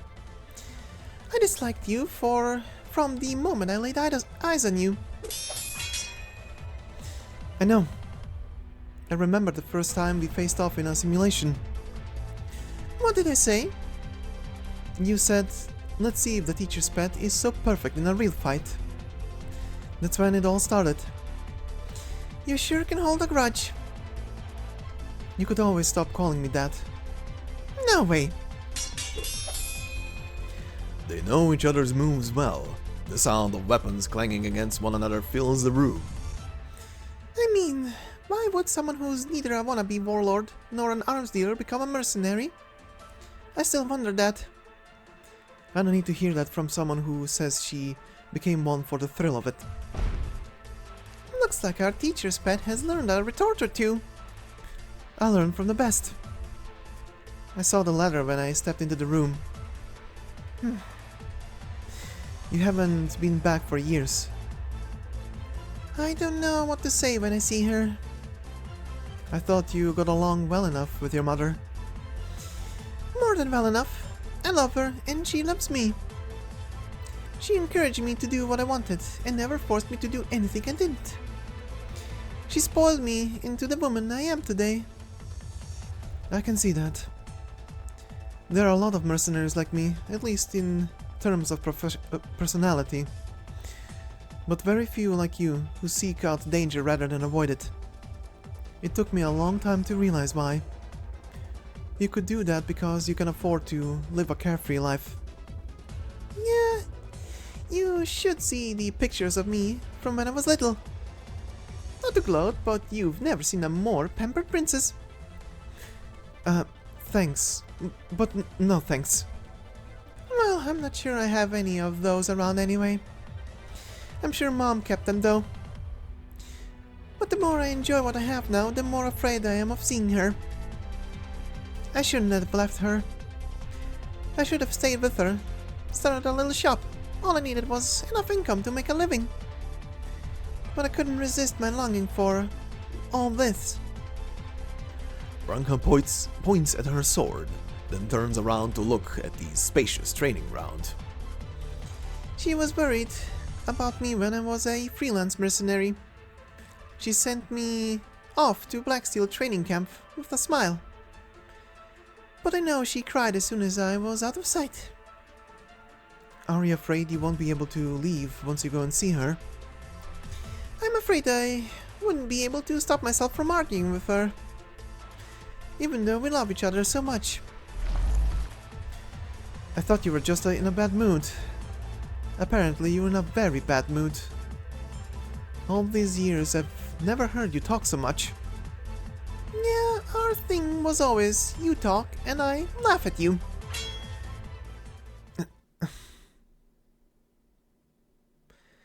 Your condition isn't getting worse, is it? Don't worry, I'm fine. It's not any better, but it's not worse either. I've gotten used to touching the hard bits when I take a shower. Maybe I've gone crazy though. Who knows? Not everyone needs a grand dream or ideal. Feeling myself grow in battle, playing pranks on other people around me. That's enough for me. From Blacksteel to Rhode Island, I think I've been more happy than not. And I thought I could go on like this. Until you and Jessica both made your choices. Then I realized I really couldn't. So I had to ask myself, where do I go from here? Everything came so easily to you, Franka. Everyone admired you. Myself included. Wait, really? You? Yes, me. The one who pulled me back on our first mission? It didn't stop me from thinking it took way too many risks. For a long time I didn't quite understand why I partnered with you, but now I've started to. I could never tell what you were thinking, but I always wanted to know. What kind of outlook on life did someone like you have, someone who is so different from me? Maybe I instinctively realized that I could learn a lot from you.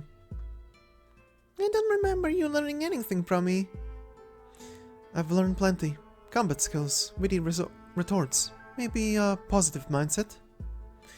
Or maybe it would be more accurate to say you forced me to pick them up on my own, to keep up with you.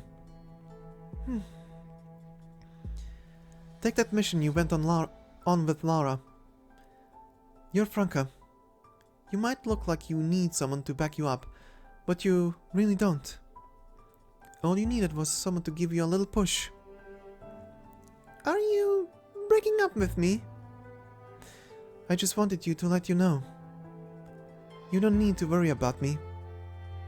Well, you've definitely learned how to get on my nerves at least. I learned from the best. The thermite blade pops out of her hand, drawing a dangerous arc as it flies through the air, while the flash shield slips from the weaver's hand and falls to the ground. A draw, as usual. But Franka did not pick up her weapon while making fun of Liskarm, as she normally did. She simply stands there, lost in thought. Liskarm waits.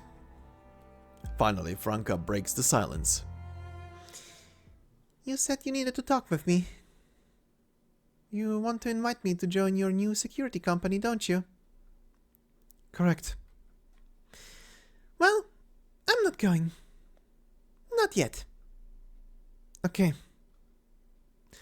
Liskarm picks up the thermite blade and Franka the flash shield, and they both toss them to the other. My condition has mostly stabilized. I want to take a long vacation, go home and spend some time with my mom. Maybe have a big fight with her. And then, I think I'm going to go on a long trip. A long-term field mission maybe, to some place far away. You might even have your company up and running by the time I get back. Then when the time comes, I'll invite you to hang out. Don't get ahead of yourself. Oh? You're the one who followed me to Rhode Island, remember? Maybe someday, after I leave this place, I'll go shamelessly hang out at your office without asking. Sorry, but you know me. Rules are more important than relationships. Well, then I guess I'll hang out outside your office and put up a sign with all your most embarrassing secrets. How the hell did I end up getting to know someone like you? You know, that's a great question. My condolences. So what's for lunch? Who's buying? You. Fine, me. Just for today.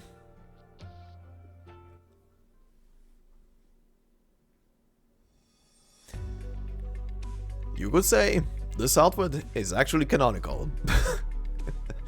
But anyway, we shall now move on to our second operator record epilogue. That's a mouthful. Anyway, see you at that. Alright, and here we are at our second and final operator record that we're going to be using as yet another epilogue to this side story. And this one obviously belonging to Jessica, the Liberated. Titled Insignia, it says she's far sturdier than people imagine.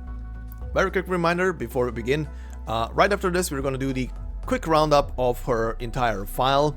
This version of Jessica's, obviously, we did original Jessica in episode 1, of course, and then we're going to go through her voice files.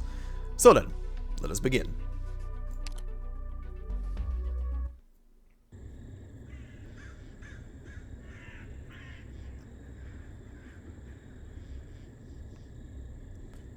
It's stuck. I can feel its leg.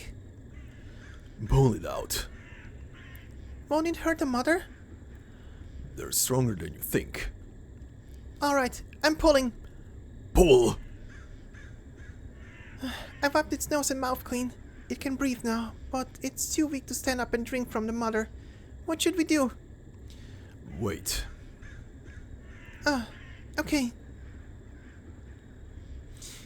No, it's still not standing up. Well, it was born about half a month early, due to today's accident. Carry it back. We'll have to feed it by hand for a while. What if it never stands up? Don't make any assumptions about its fate, Jessica. Like I said, they're stronger than you think.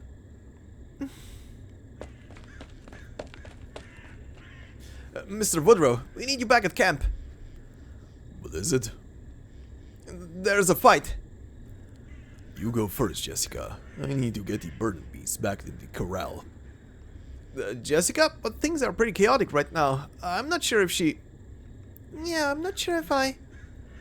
It'll be fine. Go. I'll be there right after I take care of these guys. But what if... Just go and see what's going on. You'll need to learn to deal with this stuff on your own sooner or later.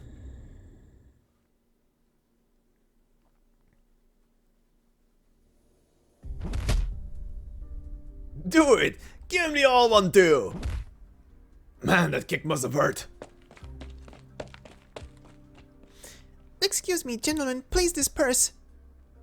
Be careful, Jessica. These guys ain't the type to look before throwing a punch. No need to worry about me. So what happened? Why are they fighting? I'm not sure. What do I do now? Leave it to me. I'll take care of this. The crowd's too thick for me to go in directly. Maybe I can get in from above. The girl quickly assesses her surroundings. Vehicles and low wooden houses, scattered fencing, and scaffolds, and a tall water tower directly in the middle of the camp. She quickly plots an unobstructed route through the scattered buildings. She unwinds a rope from one of the tents, climbs one of the scaffolds, and uses the rope to swing to the central water tower. From there, she has a complete view of the chaotic scene on the ground. Looks like the brawl began with those two at the center. The rest simply went with the flow. So if I stop them, the others should settle down. She leaps down and lands in the center of the crowd, lithely dodging an incoming punch before grabbing the attacker's arm and wrestling him to the ground. Pinning her opponent, she takes a deep breath and shouts, All of you, stop this immediately!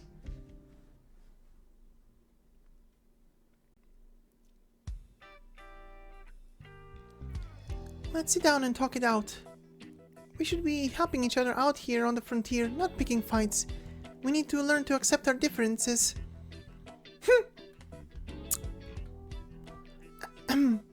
So, how did you two start fighting in the first place? You even dragged the rest of the camp into it. Talk to me, maybe you can help mediate. Oh, you'll hear me out then? Of course!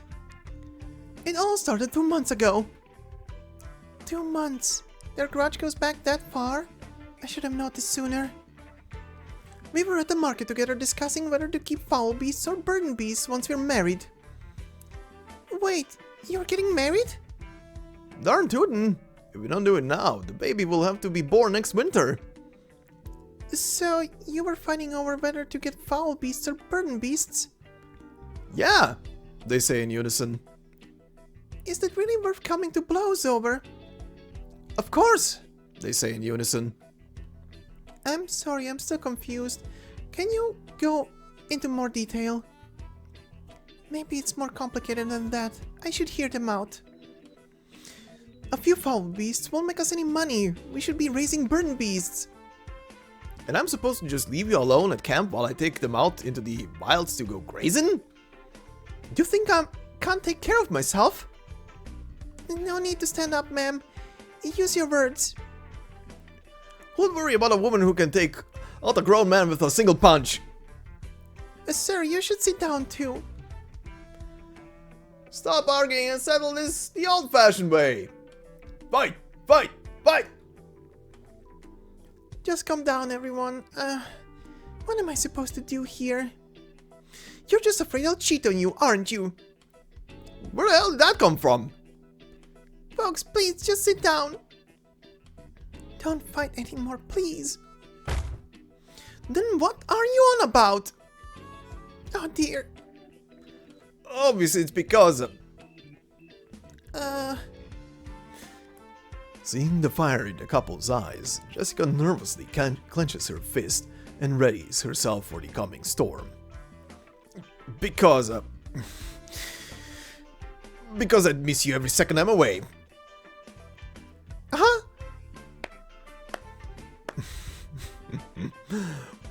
Well, now ain't that touching. But while we're all being honest, there's another score that needs settling. The damages to the camp. What do you think, Jessica? I just want to cry right now.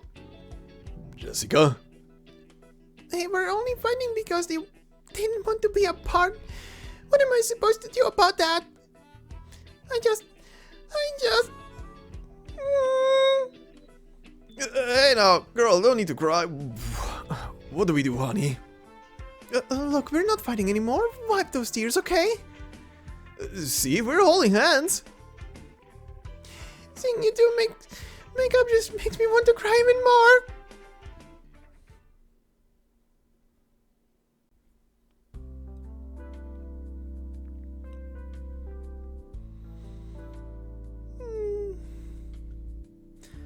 Here, a towel.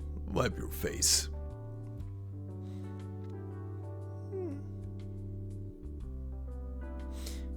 Sorry, buddy. All I could do was cry. Just take it nice and easy. There's still plenty you got left to learn. I come in and the first thing I see is Jessica crying. Go easy on the kid, no need to use harsh language. I'm okay, Miles. That's not why. It's because... It's fine, let it all out. So how's the fence coming along, Miles? Made the mother and child a luxury suit with plenty of straw. The mom eats well and the kid is well too. Can I go and see the little guy? After dinner, it's already on the table. You're gonna tell us all about your heroic exploits today. I heard you swung right into the crowd on a rope and stopped the entire brawl. I learned all that when I was a mercenary. It just felt like the best course of action. Well, the way I heard it, you sat there crying while they were going at each other's throats, and it freaked them out so much they dropped everything to cheer you up. No wonder your eyes were so red. So that's your secret weapon. I'm sorry, I couldn't control my emotions. They kept arguing over whether to buy foul beasts or burden beasts, and I didn't even know what to say. I could barely understand what they were talking about. Maybe I could have stopped them sooner if I did. It's not like you've ever had the chance to learn this stuff. You're overthinking it. Next time there's something like that, just... Just what? Easy. Take out your gun and shoot into the sky. That'll get their attention, I guarantee it. Ain't that what you used to do in the restaurant back in the day, Woody? Who else would I be talking about? Well, it don't matter how you do it, as long as it gets the job done. What did you tell those people anyway? They paid for the damages and dispersed without a word of complaint. I told them they had a choice. Behave themselves and stay in camp, or get out and fend for themselves in the wilderness. Isn't that a little extreme? Little ruckuses like that can get real messy if you get bogged down in the details. Woody has the right of it, cut straight to the heart of the matter. I see. I've never dealt with a situation like that. Maybe I should try Woody's method. But remember, you're not me. Don't go overthinking this. Yeah, I don't have half the experience that you do. That's not what I... Never mind. Alright, no long faces at the dinner table. Help me set the table, Jessica. Okay. 1, 2, 3, 4, 5. There's one set too many. Helena, I put the extra set back. That can't be right. I was sure I counted it. There are 5 of us, so... Miles just turns to the side. Helena, All habits die hard, don't they? Let's eat.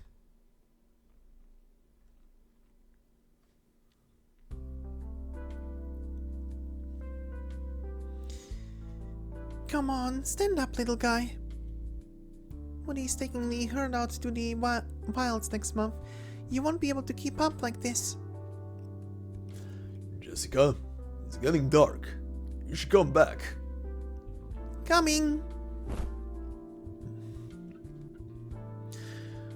That's what you said last time, and I didn't see you back until sunrise. Is Helena asleep? I didn't realize. I thought she just made a mistake. I shouldn't have reminded her. Still bothered by what happened at the dinner table? She's been so kind to me ever since I arrived, but I was inconsiderate of her feelings. I should know just how much of a blow the loss of Mr. Leon was to everyone. Better than anyone. Just come in. She's fine. It's not your fault. Are you really going next month, Woody? Yeah, the seasons wait for no one. But there's so much I still need to learn. It's just for 2 months. Everyone's here to help. But I didn't even notice the feelings of those close to me. How am I supposed to take care of the entire camp? If that's what you're worried about, I'll teach you more before leaving. But get ready. 'cause you'll have even more responsibilities going forward. That's fine with me. But you're already as busy as so busy every day. At my age, losing a few hours of sleep ain't no big deal.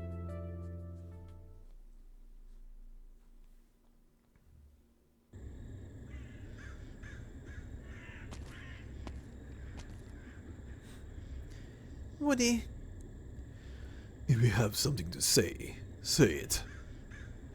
you say you don't sleep much, but I didn't expect you to be up so early. Well, here's the bad news. You'll have to be up at the same time once I'm gone.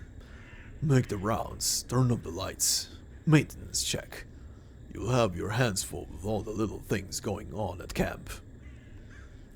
Can I really manage? Depends on how well you do this month.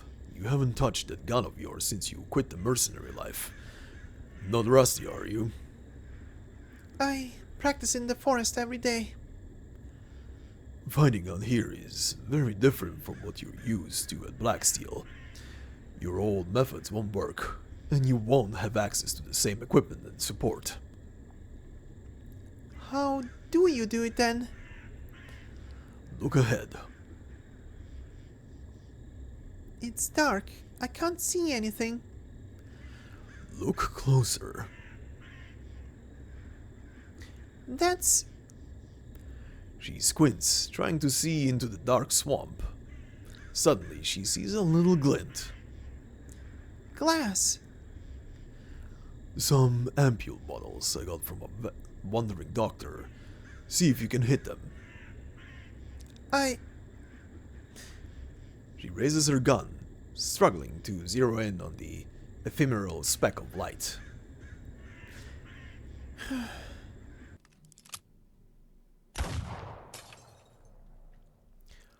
Good. Now the one further away. Alright.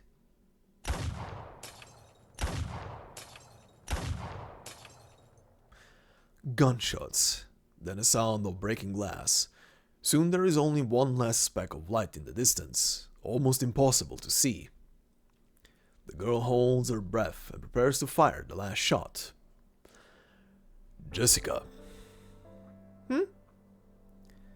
Are you really worried that you won't be able to do your job properly? If there's something you want to say, Woody, just say it. I can't say this for 100% certain, but looking at you these past few days, I get the feeling that what you're really worried about is that you won't fit in. What do you mean? There is a very different environment from what you're used to. It's normal to have growing pains. For the past few months, you've been trying to act like an experienced pioneer around the others in camp, and like an old friend around us old folks. But it's only been half a year since you came. Half a year since you met us. Am I not expected to grow up quickly and fit in? Growing up means becoming a better person, not a different one. Life ain't a jigsaw puzzle. Fitting in ain't about filling the gap someone else left behind. I don't think that's fair to me. You've seen everything I've accomplished so far. Then hit the last bottle. Woody, you shouldn't jump to conclusions. Let's finish the exercise first. Woody. Alright, we'll do it your way.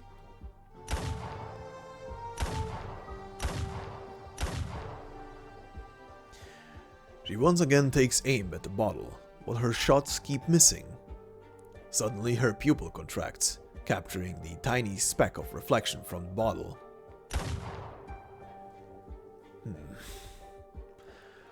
You missed. It was just one miss. I'll hit it next time. Deep down, you know I'm right. The targets were set up to match your skill level. You should have been able to hit all of them. But you didn't. Are you saying your words distracted me? Do you deny it? I'm worried, Jessica. Is your stubborn refusal to face your discomfort a sign of strength? Or are you just embarrassed to admit that coming out to the frontier was a mistake? Maybe you ain't really prepared to live out here. Maybe you just didn't want to stay at Blacksteel. I... The old man takes out a coin and tosses it into the air.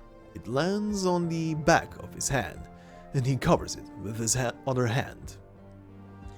What are you doing? Couldn't make up my mind. My heart wants you to stay, but my mind tells me you should go back to your family, so I'll leave the decision to fate. Heads or tails? And if I guess right? Then you can say, but if you guess wrong, I'll have someone take you home. This is ridiculous. You have no right to make the decision for me. It ain't me, it's the coin. It makes no difference, Woody. Make a choice. You know me. I say something, I mean it. No, Alright. You're right, Woody. I felt frustrated. I admit it, I wasn't ready. Life on the frontier is strange and unfamiliar. Caring for burden beasts, fixing fences, raising fowls. It's all new to me. All the skills I learned at Blacksteel mean nothing here. Do you regret it, Jessica? No, I don't regret it. And I'm not leaving, whether that coin comes up heads or tails. No one is ever completely ready. The only thing I can do is tell myself not to be afraid, whatever comes. I made a choice, and I intend to take responsibility. If I choose to stay, I'll stay. I won't let a stupid coin make my decisions for me. And What is it? I want to stay with you guys.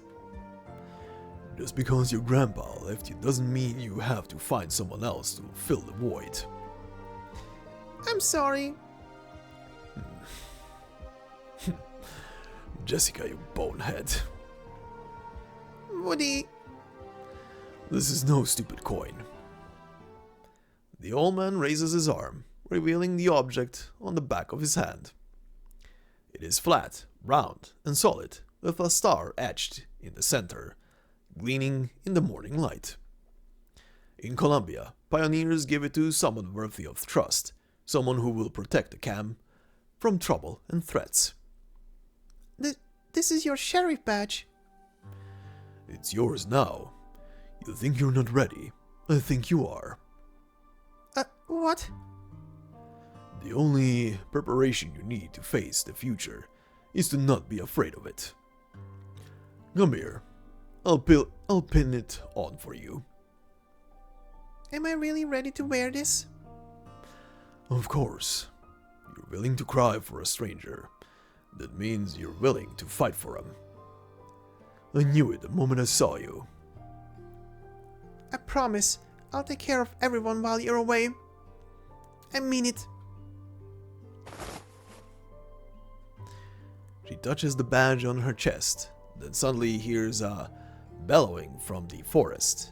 The duo turn around and look towards the sound. A herd of burden beasts emerges from the forest. At the rear is a tiny foal. Its steps unsteady, yet determined.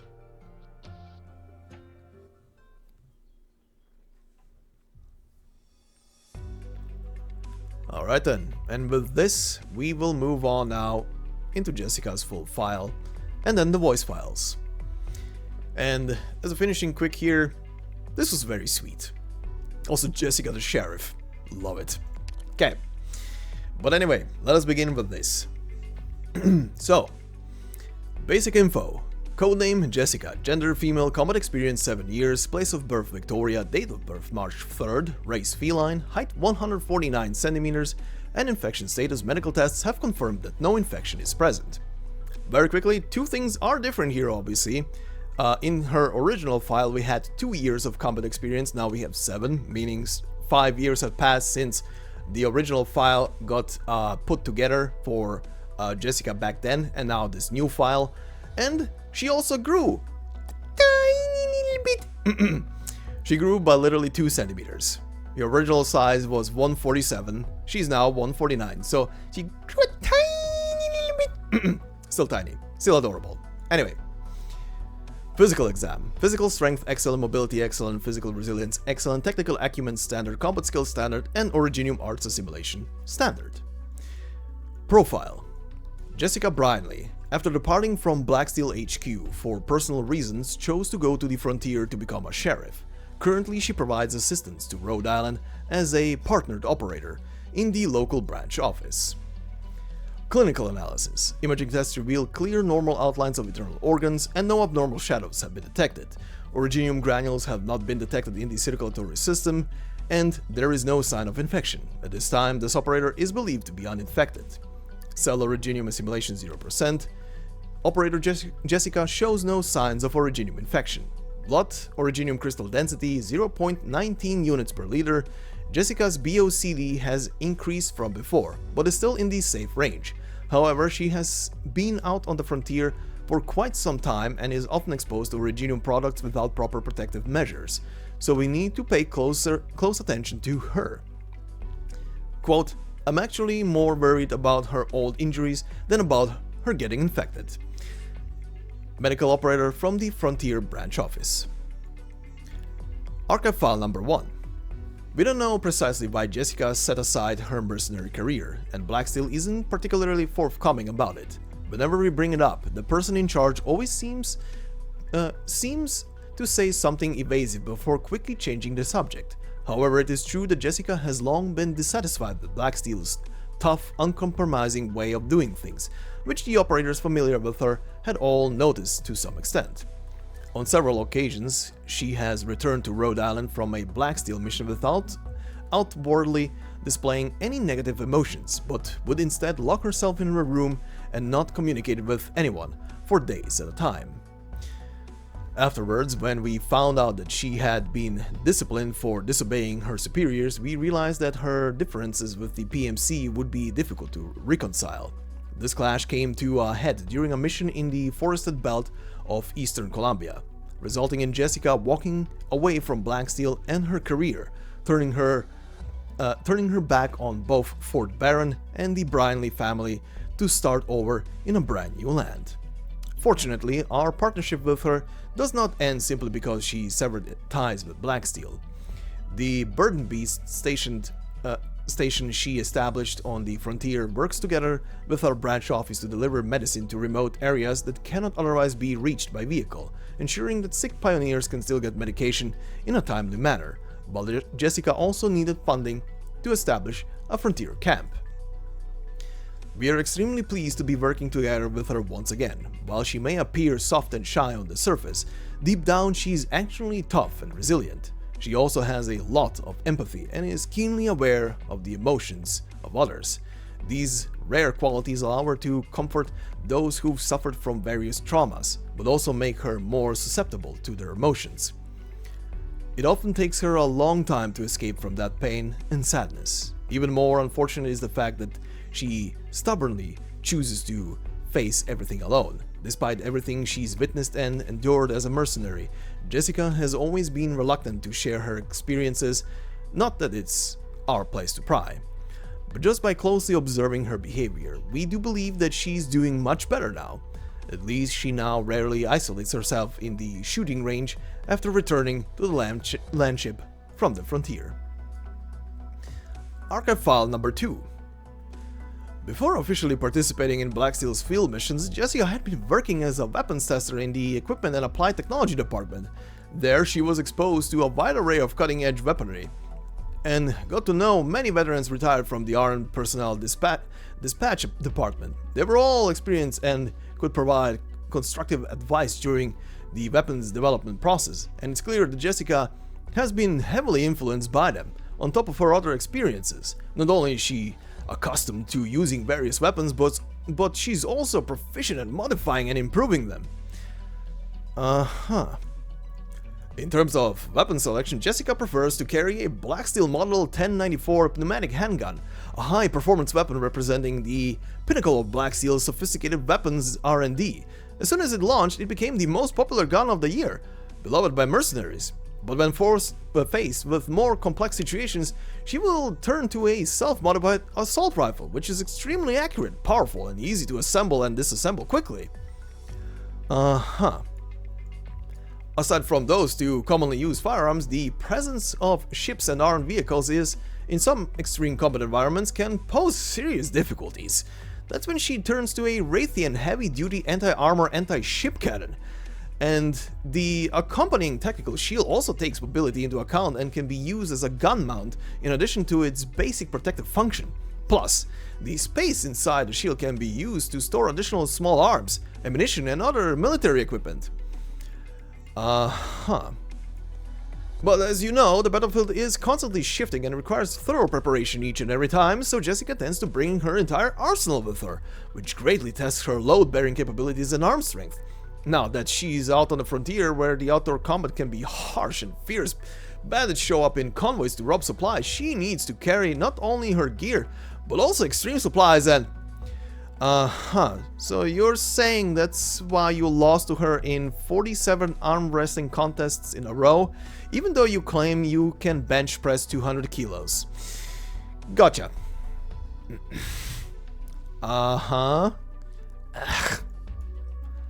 An excerpt from an everyday conversation between HR operatives. Conclusion. Do not go in an arm wrestling contest with Jessica. Anyway, archive file number 3. Bernie Brinley and his wife already had a son and 2 daughters when they went on to have a 3rd daughter in Jessica. As the family's youngest, everyone doted on her. Not only were her parents extremely loving, but her brother and sister were very close to her as well. There are reports that several of her promotions at Blacksteel were due to her family's support. While we don't know what sort of crime Jessica Brinley committed to get sent out to the frontier, it makes sense for a pampered rich girl who never learned right from wrong to be capable of just about anything. Yesterday, when confronted by doubtful reporters, Bernie Brinley still tried to defend his daughter, throwing his dignity to the wayside and screaming at them. "Bank robbery? Where the hell did you hear that nonsense? Utterly ridiculous. Are you implying that there's a bank robber in my family? You'd best watch your mouth, sir. That's my daughter you're trying to slander." An excerpt from the morning news of a Columbian TV station. Their coverage of me was so one-sided. Turning off the TV, the girl looked back and addressed the operator behind her. "Yeah, I agree. You're not like that at all, Jessica. Everyone here knows that." No, that's not what I meant. They didn't even mention my grandfather, even though he was the one closest to me. Huh. That's what's bothering you? Yeah, when he was with me, he didn't act like an elder at all, more like a playmate. When I was little, my favorite thing to do was sit in his arms and listen to him brag about his adventures out on the frontier, back when he was a soldier. Whenever he was done, he'd find his tie smeared with puree and cream, but that's just how it was. I was really little, and at the time, I was always eating, and would also crawl around all over the place. He really was the best grandfather ever. What happened afterward? Well, I grew up and went off to secondary school in Victoria. Then he suddenly fell ill, and by the time I made it back home, he already passed. I only had time to lay a bouquet of flowers in front of his tombstone. I'm so sorry. Don't apologize. I'm the one who brought it up. I'd never blame you for that. It's just nice having someone I can talk to about him. An excerpt from a conversation between 2 operators while watching the morning news. Archive file number 4. Everyone was shocked when they met Jessica out on the frontier. The girl in front of them was wearing coarse trousers and a plaid shirt, and behind her followed a neighing herd of burden beasts. She was riding barefoot on the lead beast, her skin flushed by the sun. If not for that familiar gun at her waist, nobody would have recognized that she was the same operator who used to work with us aboard the landship. After learning that we'd passed through the camp, she was living on our way to our destination. She offered to give us a ride. Quite fortunate for us, actually, since we were worried about damaging our vehicle at the time. Atop the burden beast, we headed up the river into a woodland. There we discovered what life was like for her after leaving Blacksteel. In the middle of the night, several insects got through the tent's damaged fabric, be it the noisy buzzing of their wings or the itchy bumps from their bites. Everyone was so fed up that they were swatting them one by one. But Jessica didn't seem to mind at all. She was simply curled up in a makeshift cot of 2 chairs pushed together, sleeping soundly.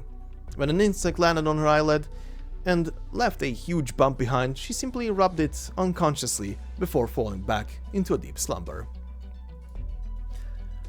This one night was but a sliver of Jessica's hard-knock life. Not only did she need to deal with complex issues around the camp on a daily basis, she also had to deal with bandits and beasts periodically coming to harass her. Fortunately, she doesn't have to endure these things alone, as there are many people supporting her. The Alafia cook responsible for the camp's meals has exceptional skill, and even the most unpalatable ingredients are delicious in her hands.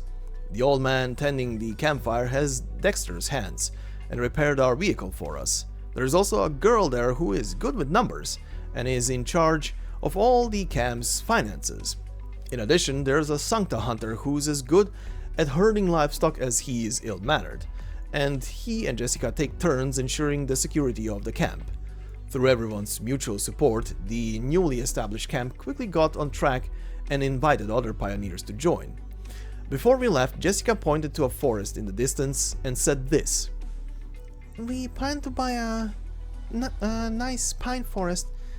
On the frontier, logging is a relatively secure industry, and good quality white pine can be sold in a nomadic city for 200 certs per cubic yard. That'll give us enough funds to build a small logging plate. Once we have a nomadic plate, everyone's lives will be that much better. As she spoke, her eyes let out a soft shine before becoming placid and calm again. During this whole exchange, her gaze remained fixed on the forest, not wavering for a moment. Promotion record. That's correct, Doctor. I participated in an armed robbery on the Davistown bank. That's just a fact, and I have nothing to dispute.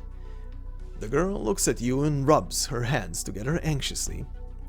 However, I'm not on the frontier to serve out a sentence. I wasn't charged with any crime. Not because I was motivated by wanting to help the locals being extorted by the bank, but rather because I'm not allowed to be guilty. Because Blacksteel operators cannot be guilty. Because members of the Brindley family cannot be guilty. The girl holds up a teapot in her hands and gives the tea leaves floating on the surface a blow, but accidentally cuts her lip on the container's broken rim. You want to know if I plan to stay out here forever? I think I do, because here every choice I make belongs not to Jessica of Blacksteel or to Jessica of the Brindley family. Wiping the streak of blood from the corner of her lips with her finger, the girl smiles shyly at you. They belong to me alone. And that would be the full file. So then, we will now proceed into the voice file, and once the voice file is done, we'll do the quick outro with thoughts and opinions and stuff like that as always. So, let's begin. You guys enjoy. It is obviously gonna be in English, so here we go. While you were out, I tried to sort the documents on your desk for you. It shames me to admit it, but I haven't made much progress when it comes to desk work. I ran into Franka and Liskarm on my way to the dorms. Even though I hadn't seen them in so long, we talked like we were never apart. Doctor, do you think maybe I could apply to serve on missions with them? I don't have as much money on hand these days. I argued with my father a lot about pioneering in the barren lands. And so, I stopped drawing from the family trust fund. But I can still earn some money out there pioneering. At least enough to maintain my equipment. When I was little, everyone always had so much on their plates. only my retired grandfather could stay at home with me. He would tell me stories about his time in the army so that he can cheer me up this way. Even though his past never stopped tormenting him, he was still willing to fluff it into tidy little stories, just to make me smile. There was a soiree a while ago where someone brought up the war in Victoria. I chimed in with my own experiences. Only a few words, but enough to ruin everyone's time. You know, Doctor, that was the moment I finally realized why Blacksteel mercenaries rarely talk about themselves. I'm nominally still employed by Blacksteel, but it's been a while since I've done any mercenary work. No, it's not that I regret the decision I made back then.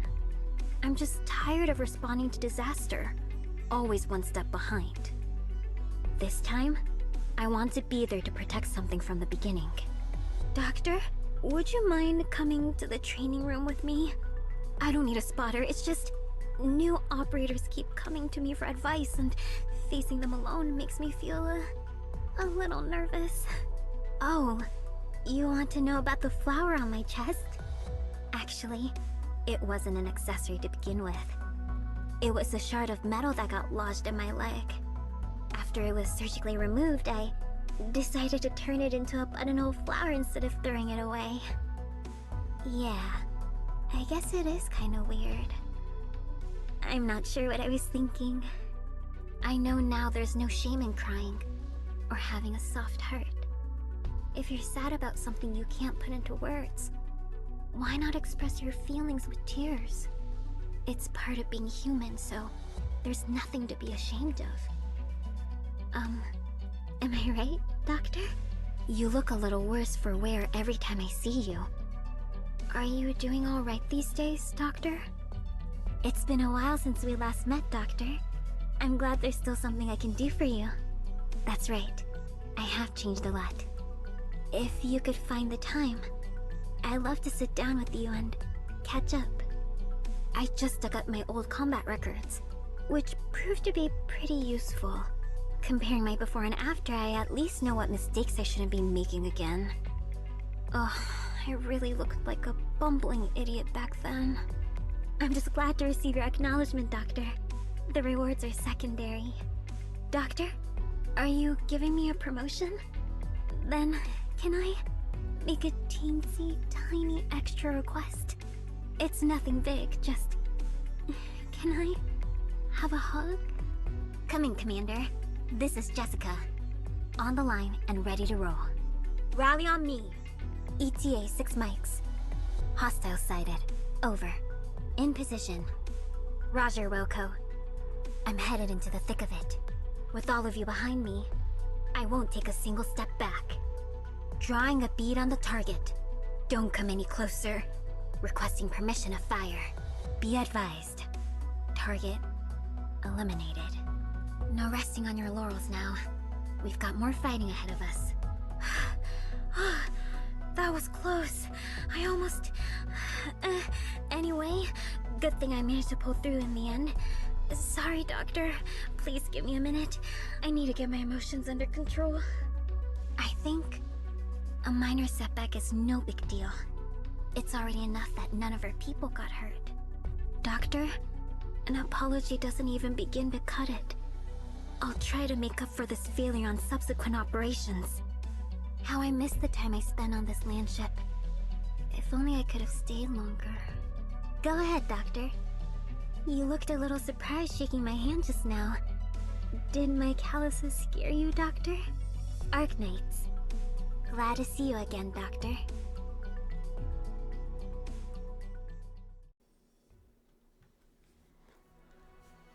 And with that, we are at the end of pretty much everything. I have nothing more to add here, nor do I wanna. This is already a long enough video. So then, final thoughts and stuff like that. And yeah, what to say? This was a side story, alright, right? Like holy moly. First off, I would like to say that I did like the pacing a lot of this thing. I think I would say kind of very well weaved in both backstories and flashbacks and all sorts of things when it comes to the thing. It didn't linger too long at the beginning. Like some of the side stories do linger a tiny smidge bit too much, maybe at the beginning of them, with character introductions and maybe plot and stuff like that. But this one kind of just moved, which is very nice. Kind of hope they keep doing that a lot more. It was still a very long one. It's still when it just comes to the story portion, well, not a very long one. It's kind of like the normal length of an episode, side story. But I really enjoyed this one. It squeezed a lot out of me. Let's put it that way. When it starts squeezing at your heart, it does squeezing, and oh my god, Jessica, Jesus Christ.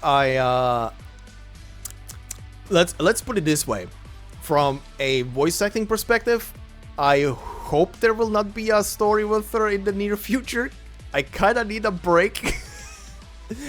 But from a character perspective, oh my god, hug. Just give her hugs. Just give her hugs. Holy shit. I will not lie, during the main portion of the story, not talking about the operator records, during the whole story, the whole crying thing and stuff like that, let's be real here, I have probably no idea how it sounds to other people and stuff like that. I was just trying what I could do there. That was pushing, that single character was pushing me to limits, to some crazy limits. Like I said earlier, during the post scene after, before Franka's file, essentially, sorry, operator record, those final groups of cutscenes really pushed me. You have no idea. So many times did I have to re-record certain moments, certain like bits where I have a nice clear selection of just music dipping out and the screen naturally going to black and then back to scene.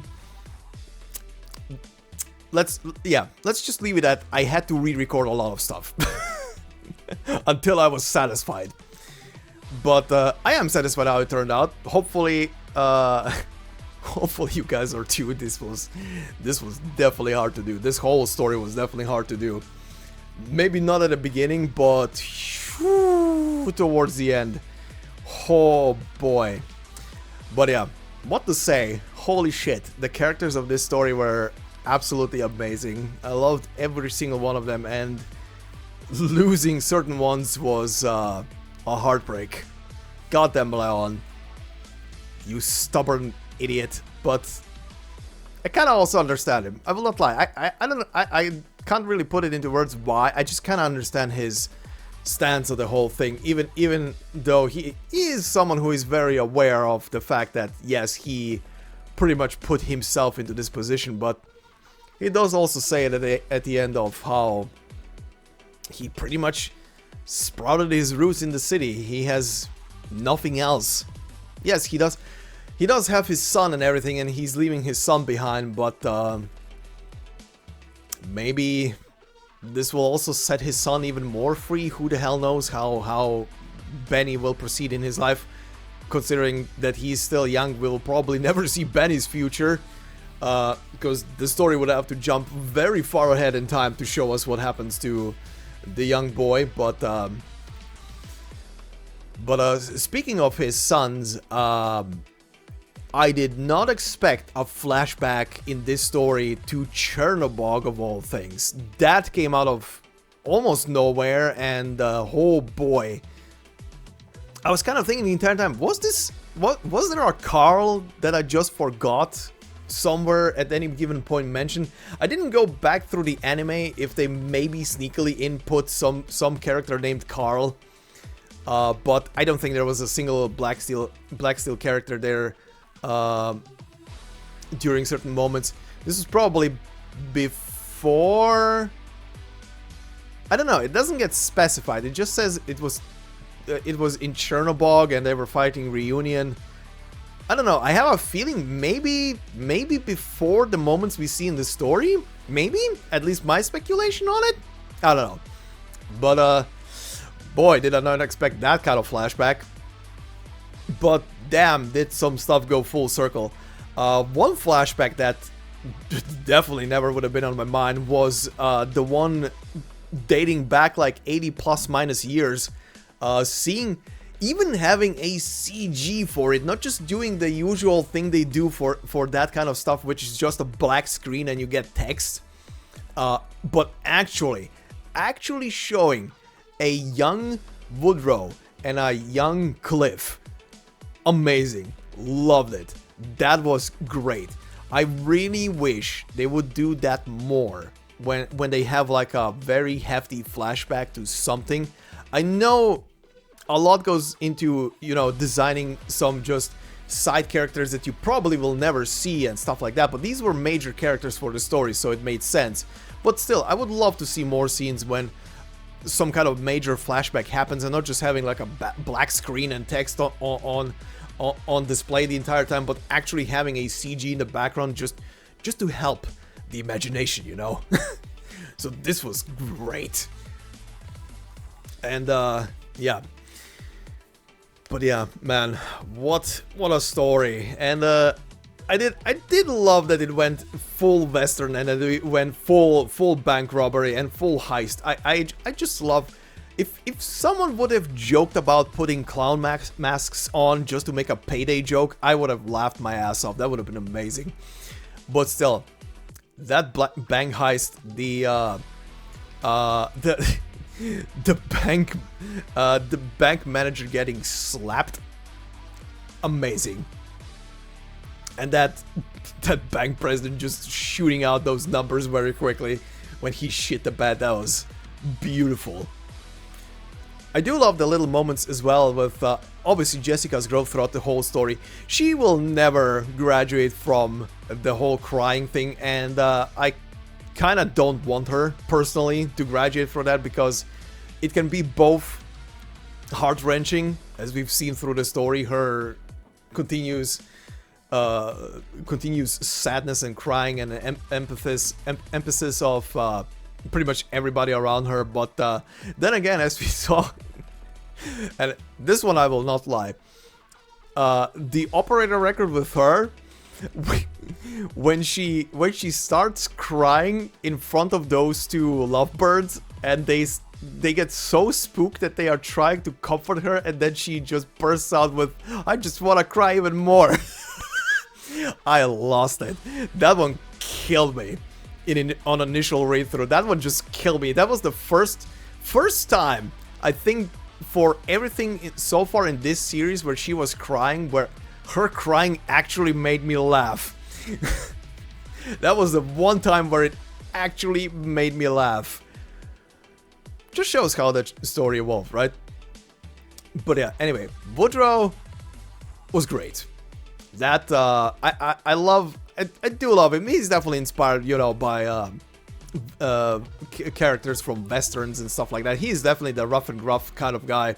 He's experienced and seen shit that we've seen through the story, and his misunderstood demeanor. I just love how he, I wouldn't say manipulates, but just like says he's gonna do something, then it seems like he isn't doing the thing, and then he did the thing, and okay, well, good stuff. I do love the guy, and I do love the kind of grandfather relationship that built up between both him, plus also a mentor to student relationship that built up between both him and Jessica. It was just heartwarming. That little interaction between the two, even from the very beginning, the moment they just met, was just good. Just so good. Just seeing the two of them grow closer and closer, essentially, over time. But speaking of grandfathers, again, a thing that I did not expect, they didn't show his face, obviously, but seeing both a young, tiny baby Jessica and her grandfather that we heard bits and pieces of, and then just seeing a moment from their past and the parallel to the present. Oh boy. Again, one of those moments that was that was a challenge just to go through. At least on initial reading, I didn't have to hold back, but on actually doing the scene, I had to hold back heavily. But yeah, overall, good stuff. Liskarm and Franka, not much to say there. We kind of know already how those two behave, and especially how that two of them dance around each other. And yes, ship, heavily ship, nothing else, ship. Expecting a wedding, never gonna happen, but expecting. Anyway, was nice seeing them again in a side story doing stuff and just showcasing how they kinda can oppose Blacksteel, I guess, in their own kind of way. I do hope that Liskarm eventually will get her own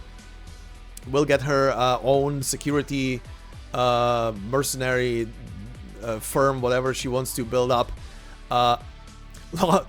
Laura being also, yeah, right. I was actually expecting, and we were talking about this through the comment section as well. I was actually expecting that this story was gonna lead to all four of them leaving Blacksteel, or at least the three of them leaving Blacksteel, but that didn't actually happen. So I'm kind of positively surprised, and kind of also okay, was expecting but didn't happen. So they are staying with Blacksteel. Well, minus Jessica, of course. Jessica is technically not part of Blacksteel anymore. She is up there, but she is doing her own thing. And she is... I was actually wondering, because I also didn't read her file until the finale. I didn't want to, you know, spoil myself to the end of the story, of course. But actually, I actually thought that she will be... Again, that the story will lead up that somewhere down the line, she, Franka, and Liskarm will come to Rhode Island more permanently.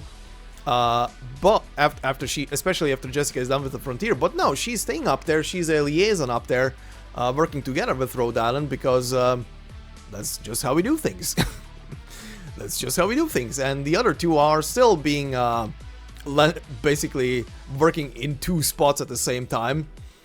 Basically being hired kind of by Rhode Island to work for us. And Laura, aka Almond, has also joined in on the fun now as well. She's having quite a bit of fun apparently with being a field operative for once. And I do love that, at least in the operator record for Franka, they included Vanilla back in and seen and shown all of them interact a bit with each other, which was very cute to see. And what else? Oh, right, Tilla. I have no idea what to say about her. Outside of, I mean, the waters between Blacksteel and Rhode Island are not, like, you know, muddied, and the connection isn't broken. It's still there, obviously, considering the others are still working for both Rhodes and Blacksteel. So maybe possibility. I don't know. Probably I can already guess that people have already been yelling that playable when. I mean, she does have a lot of detail to her character. She does have all the, you know, bits and pieces and aspects of design. This design is definitely meant for a playable character, and judging by the equipment, that is definitely a specialist. But who knows? Maybe in the future? I don't know. 2 years from now? 3? What do we give them? What do you guys give them for this thing? I'm just gonna call it a... I'm just gonna put her down as a 5-star specialist. I mean, she has all the aspects of one. But we'll see. We'll see what happens with her. And I think that covers most people. Helena, I don't really have much to say outside of she's definitely mommy. There's nothing else to add there. Definitely the mommy of everything. And I do love that one moment.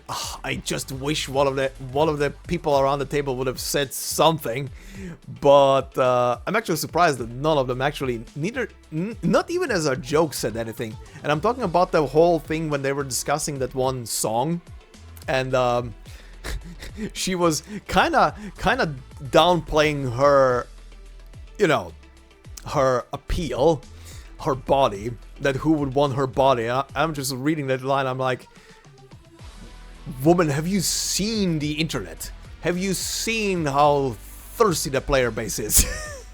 I don't think you have. I kinda don't think you wanna. Oh boy.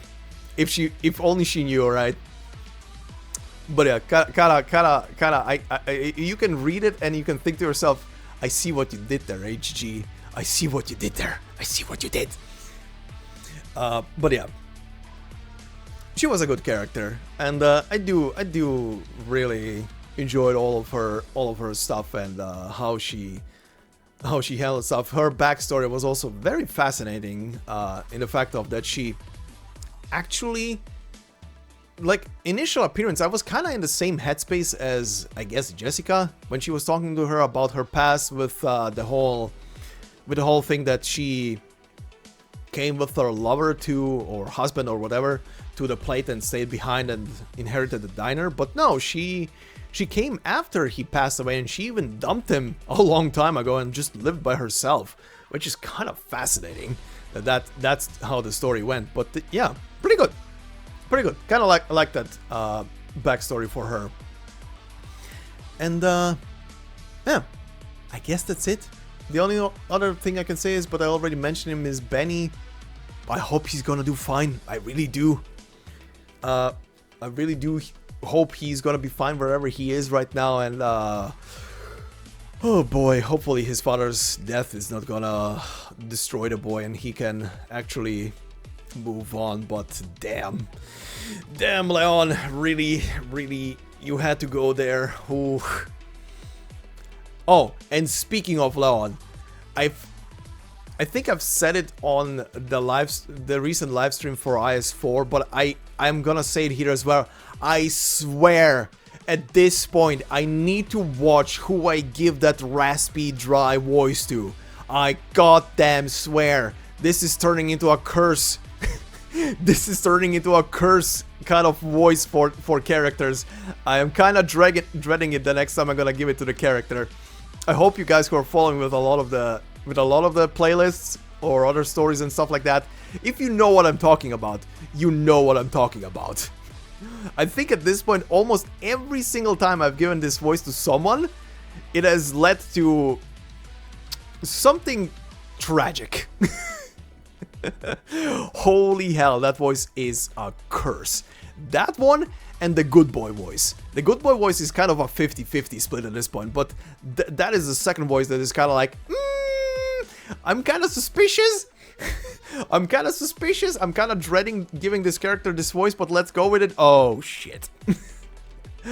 Oh boy. I'm just happy nothing happened to Benny, because Benny got that voice. Oh. But anyway, TLDR, good story, really enjoyed it. Squeezed me dry in both tears and vocal acting, and that's all I can say at the end of this thing. And yeah, that's pretty much it. That's pretty much all I can say. I think I've rambled on for long enough here. Anyway, now that this is done, I think we have a tiny little break, but after that, when it comes to stories in game, but after that, I think we are on the cusp of getting the next main story added to the game. Oh boy, am I looking forward to going through that one. And I'm also dreading going through that one. I had several ideas what might be going on in that one, but yeah, I'm not gonna go for here. I already said enough about that in the past. But yeah, anyway, maybe considering we have a small little break, probably, again, I'm not 100% sure, but if we will have a small little break before the next thing gets dropped into the game, I will probably use the opportunity to cover that one single vignette side story that I haven't covered yet, which is the final thing that needs to be done, and then we have them all. And yeah, we'll see about that, how time is gonna be next week. But yeah, until then, hopefully you guys enjoyed, like I said. Leave your comments down below how you found the story and characters. And yeah, thank you very much. Please consider leaving a like on the video, it would help and mean out a lot to me. And if you're new to the channel and listened even all the way to this ending of the ramble, consider subscribing then. And thank you very much. And if you wanna help out even more and show even more support, there are obviously memberships on the channel as well. But as I always say, there will never be a video behind a membership. It is literally just there to support me and my work more directly. So thank you very much. Thank you to the members that are there. And yeah, have a good one, guys. Hope you have a fantastic day wherever you are. And I will see you in the next one. Until then, bye-bye.